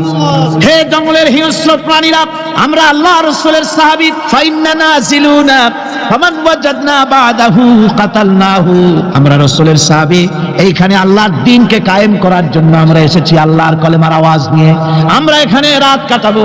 সুতরাং এই জঙ্গলের ভিতরে হিংস্র প্রাণী যত আছে সব আমাদের এই জায়গা ছেড়ে অন্যত্র চলে যাও। আফ্রিকার জঙ্গলি মানুষেরা চিন্তা করলো, মানুষের কথা কি জঙ্গলি প্রাণীতে শোনে না, কি পাগলে কয় কি? তারা তাকায় তাকায় দেখলো হযরতে সাদের এই ঘোষণার পরে বাঘের কাতারে বাঘ, সিংহের কাতারে সিংহ, সাপের কাতারে সাপ, যার যার ডিম আর বাচ্চাগুলি মুখে কামড়ায়া সাহাবীদের এলাকা ছেড়ে দিয়ে তারা অন্যত্র চলে গেল। আমার মুসলমান ভাইরা, এই ছিল মুসলমানদের ইতিহাস। দ্বীন প্রতিষ্ঠা করার কাজে মুসলমান এগোলে আল্লাহই মদত করেন। কে মদত করেন? একবার একজন দরবেশ সাহেব রাস্তা দিয়ে যাচ্ছেন, প্রতিমধ্যে তিনি দেখতে পেলেন নদী থেকে এক কলসি পানি নিয়ে এক যুবতী সুন্দরী মেয়ে রাস্তা বেয়ে যেতেছে। দরবেশ সাহেব দাঁড়ায় গেলেন আর ওই যুবতীর দিকে এক নজরে তাকায় আছেন, চোখে পলক দেয় না। এরপরে যুবতী থমকে দাঁড়ায় গেল। আধা বুড়া মানুষ, দাড়ি অর্ধেক পাইকে গেছে, দেখতে দেখায় খুব বুজুর্গ মানুষ, কিন্তু রাস্তায় আমার একা পায়া এমনি করে তাকিয়ে আছে আর চোখ দিয়েও তো পানি পড়ে। ব্যাপারটা কি? দরবেশ কাঁদে কেন? প্রতিমধ্যে আমাকে একা পেয়ে দরবেশ কাঁদে কেন, তাকিয়ে আছে কেন? মহিলার চিন্তা জাগলো। শেখ সাদী রহমাতুল্লাহ আলাইহি ঘটনা লিখেছেন, বাংলা এক কবিতার অনুবাদ করেছেন। একদা সুখদায়ক প্রমোদাবদন দর্শন করি মম ঝরিল নয়ন, হেসে কহে সেরূপসী সবিস্ময় মন, কহ দেখি মহাশয় কহ কি কারণ, বিষয়ে বিরাগী তুমি ভুবনে প্রচার, কি হেতু জন্মিল তব মানস বিকার। যুবতী মেয়েটি বলছে, ওগো দরবেশ সাহেব, হুজুর সাহেব, আমি একটা যুবতী মেয়ে লোক, রাস্তায় আমাকে একা পেয়ে আপনি আমার দিকে তাকায় আছেন আর কাঁদতেছেন। এই বৃদ্ধ বয়সে ভীমরতি হলে কেন? আমাকে দেখে কাঁদেন কেন আর এক নজরে কেন তাকায়ছেন? কারণটা কি? কি কুমতলব আছে? দরবেশ সাহেব বলছেন, হেসে কহিলাম বালে করহ শ্রবণ, নেত্র ঝরে তবু হেতু ভেব না এমন। হে রূপসী মেয়ে, তোমার জন্য আমি কান্দি, একথা একবারও চিন্তা করো না। যে শিল্পী রচিল এই সুধাংশু বদন, তাহার তরে ঝরে নেত্র নয়নে জীবন। তোমার প্রেম পাওয়ার জন্য তোমাকে দেখে লোবাতুর এবং কামুক হয়ে তোমার দিকে তাকায় কান্দি, একবারও ভেব না। আল্লাহর কসম, আমি কাঁদতেছি তোমার এত সুন্দর স্বাস্থ্য আর চেহারা যে আল্লাহ রাব্বুল আলামিন বানায় দিলেন, না জানি সেই আল্লাহ কত সুন্দর। হযরত নূহ আলাইহিস সালামের জামানায় 40 দিনের বন্যা। এই বন্যার পরে জাহাজ যখন নেমে গেল, তখন তিনি মনে মনে ভাবলেন, আমি তো জোড়ায় জোড়ায় করে সমস্ত প্রাণীগুলি আর মানুষগুলি, কিছু কিছু মানুষ যারা ঈমান এনেছিল তাদের জাহাজে উঠাইছে, কিন্তু একটি বুড়ি আমার উপর ঈমান এনেছিল আর আমি তার ওয়াদা করেছিলাম সাথে করে নিয়ে যাব, আমি তো তার কথা ভুলে গিয়েছি। অনুশোচনা এলো। জাহাজ থেকে নেমে চতুর্দিকে লক্ষ্য করলেন, মানুষ নাই, জনপদ নাই, সব শেষ হয়ে গেছে। পাহাড় পর্বত কাত হয়ে পড়েছে, বিল্ডিং গুলি শেষ হয়ে গিয়েছে, কোন জনপদে কোনো প্রাণী নাই, প্রাণী বলতে কিছুই নাই। হঠাৎ দূরে দেখলেন একটা কুড়ে ঘরের মতো দেখা যায়। ভাবলেন এত বড় বন্যার ভিতরে কুড়ে ঘর কেমনে থাকলো। আস্তে করে হেঁটে গেলেন কুড়ে ঘরের কাছে। ভেতরে মানুষ আছে বলে মনে হলো। বাইরের থেকে প্রশ্ন করলেন, ভিতরে কে? জবাব এলো, আমি এই ঘরের মালিক, আমি এক বুড়ি বিধবা এক মহিলা, আপনি কে? তিনি বললেন, আমি হচ্ছি এই জামানার পয়গম্বর হযরত নূহ আলাইহিস সালাম। বুড়ি বলছেন, আমারও ধারণা তাই, আপনি আমাকে ওয়াদা করেছিলেন বন্যা হলে পরে, বন্যার আভাস যখন আপনি পাবেন আমাকে আপনি সাথে করে জাহাজে উঠায় নিয়ে দিবেন।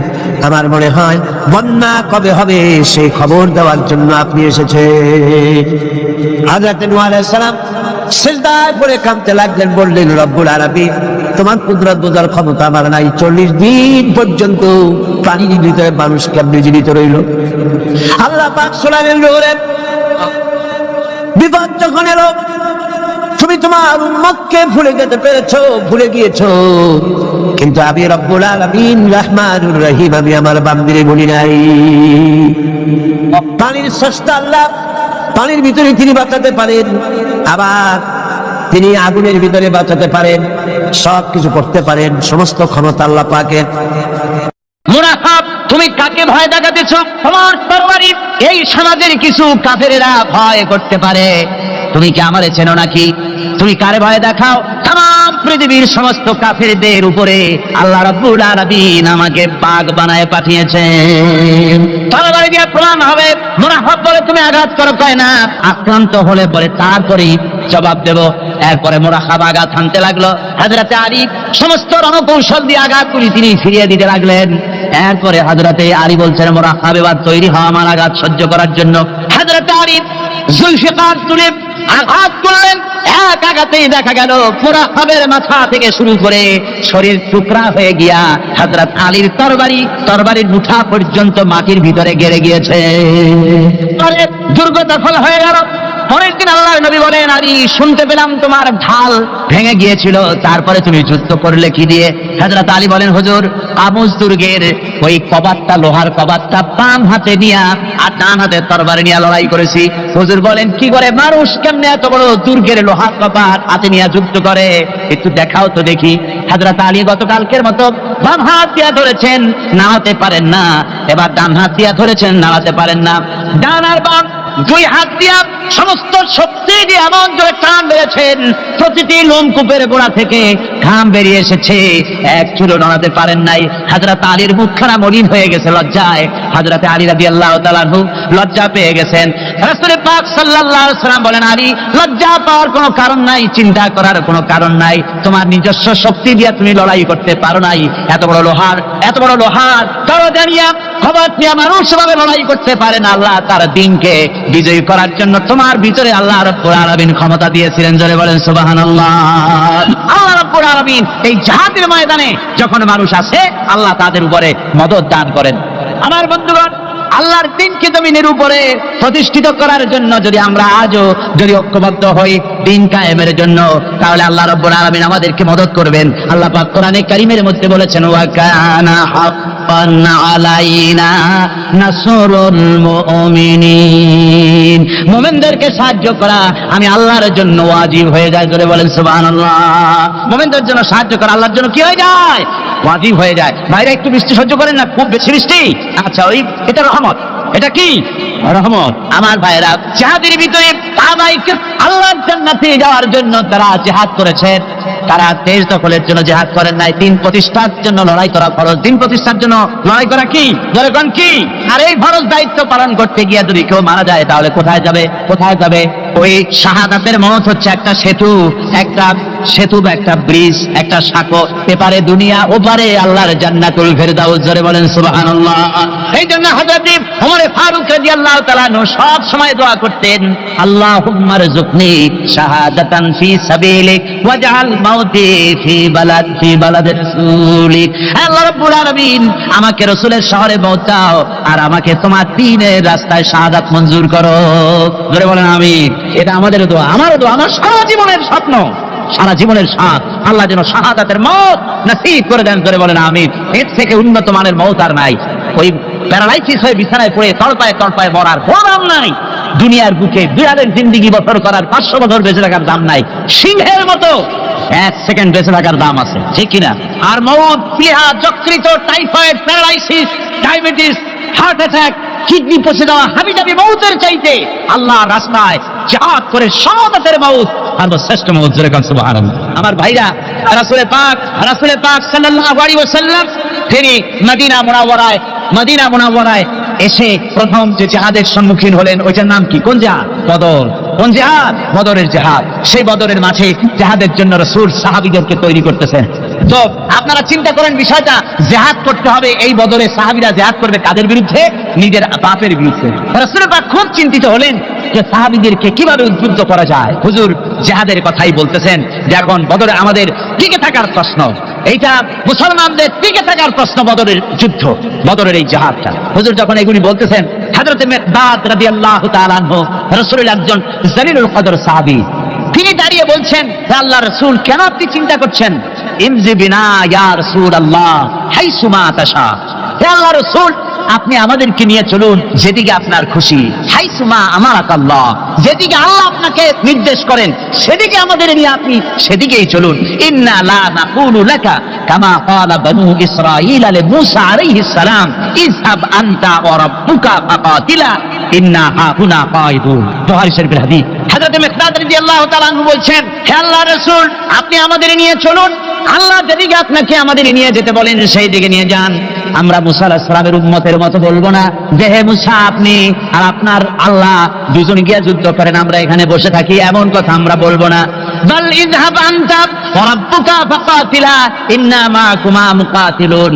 ও নবী, বরং আমরা বলবো আপনি চলুন আমাদের নিয়ে, আপনি এবং আপনার আল্লাহ চলুন জিহাদের ময়দানে, আমরা আপনার সঙ্গে জিহাদ করব, লড়াই করব সেই পর্যন্ত। মা দামাত আইনুম মিন্না তাতাররাফ, যতক্ষণ পর্যন্ত আমাদের একটা চক্ষুর পলক পড়ে, যতক্ষণ পর্যন্ত একটা চোখের পাতা নড়ে, ততক্ষণ পর্যন্ত আমরা কাফেরদের বিরুদ্ধে লড়ব।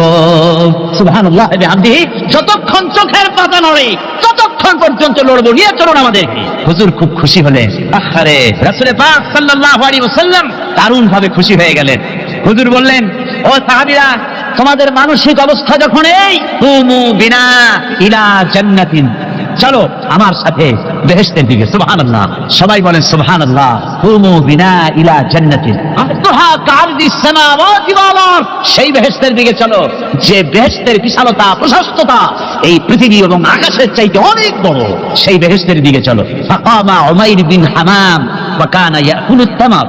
হযরত উমাইর বিন হামাম এক যুবক, তিনি দাঁড়িয়ে গেলেন। আমার মুসলমান ভাইরা, যুবকদের অবদান কিন্তু ইসলামের সব চাইতে বেশি। জোরে বলেন সুবহানাল্লাহ। কাদের অবদান বেশি? সর্বপ্রথম ইসলাম কবুল করেছে কারা? যুবকরা। হযরত আবু বকর, হযরত ওমর রাদিয়াল্লাহু তাআলা আনহু, তাদের বয়স যুবক বয়সে তারা ইসলাম কবুল করেছেন। হযরত আলী যুবক ছিলেন, এই জন্য যুবকদের ইবাদতের সওয়াব বেশি। রাসূল পাক বলেছেন, কিয়ামতের ময়দানে যেদিন কোনো ছায়া থাকবে না, আরশে আজিমের নিচে 7 শ্রেণীর লোকেরা ছায়া পাবে। তার মধ্যে এক শ্রেণী হচ্ছে ওয়াশাবুন নাশা ফি ইবাদাতিল্লাহ, ওই যুবকেরা যারা নাকি রাত গুজরান করে, রাত কাটায় আল্লাহর ইবাদতে, রাত জাগে আল্লাহর ইবাদত করে। জোরে বলেন সুবহানাল্লাহ। বুড়োদের একবার আল্লাহ বলা আর এক যুবকের একবার আল্লাহ বলা, বৃদ্ধের সারা সপ্তাহ তাহাজ্জুদ পড়া আর যুবকের এক রাতের তাহাজ্জুদ পড়া মনে হয় তার থেকেও বেশি। সুবহানাল্লাহ। তাই বলে বৃদ্ধ যারা, তারা কিন্তু হতাশ হবেন না। ওই যৌবনকাল আপনিও বেরিয়ে এসছেন, ঠিক না? সুতরাং যুবকদের অবদান বেশি। হযরত উমাইর বিন হামাম রাদিয়াল্লাহু তাআলা আনহু তিনি দাঁড়িয়ে গেলেন, তার হাতে ছিল ওয়া কানা ইয়াকুলুত তামার, তিনি খরমা খাচ্ছিলেন, হাতে ছিল কয়েকটা খরমা, তিনি খরমাগুলি হাতে নিয়ে দাঁড়িয়ে বলছেন ওয়াকালা বাখবাখ, তিনি বলছেন বাখবাখ শব্দ এটা হচ্ছে লুগাল মুহাল্লিয়া, অর্থাৎ আঞ্চলিক শব্দ, এর অর্থ হচ্ছে মা আযমাহু ওয়া মা আহসানাহু। কি আশ্চর্য, কি সুন্দর, কি বিরাট, কি সুন্দর কথা আপনি বললেন হে রাসূল। জান্নাতুন আরদুহা কাআরদিস সামাওয়াতি ওয়াল আরদ, এমন বেহেশত পাওয়া যাবে জিহাদ করলে যে বেহেশতের বিশালতা প্রশস্ততা এই বিশাল আকাশের চাইতে জমিনের চাইতে বেশি।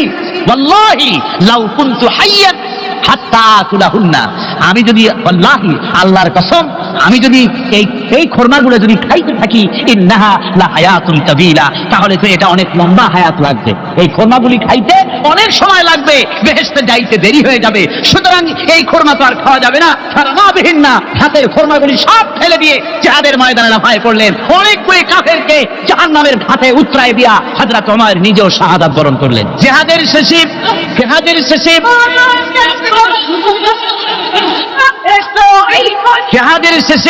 শহাদায়ে বদরের সমস্ত শহীদদের লাশ এক জায়গায় এনে সাহাবীরা বললেন, হে আল্লাহর রাসূল, আপনি যখন জান্নাতের বর্ণনা দিতেছিলেন তখন যে যুবকটা খরমা খেতেছিল আর জান্নাতের আশায় হাতের খরমা ফেলে দিয়েছিল, যে এই খরমাগুলি খাইতে গেলে তো সময় লাগবে অনেক, বেহেশতে যেতে দেরি হয়ে যাবে, এই কথা মনে করে হাতের খরমা ফিকে ফেলে জিহাদের ময়দানে এসে শাহাদাত বরণ, যে যুবকটি জিহাদ করেছিল তার লাশে সেও শাহাদাত বরণ করেছে।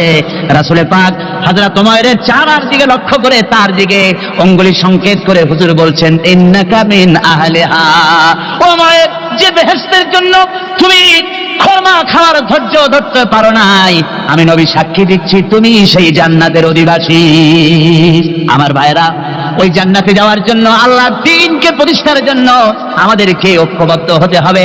আল্লাহর দ্বীনের জন্য আল্লাহর নবীর যে আদর্শ, সে আদর্শ প্রতিষ্ঠার জন্য এগিয়ে আসতে হবে। যদি আমরা তা করতে পারি, আমরা সংখ্যায় কত, আমাদের অস্ত্র আছে কি নাই, আমাদের জনবল কত, আমাদের সৈন্যবল কত, এগুলি প্রশ্ন না। প্রশ্ন হচ্ছে ওয়ালা তাহিনু ওয়ালা তাহসানু ওয়া আনতুমুল আলাউনা ইন কুনতুম মুমিনিন। কোনো ভয় নাই, কোনো চিন্তা নাই, যদি তোমরা মুমিন হও আমি আল্লাহ তোমাদেরকে বিজয়ী করব।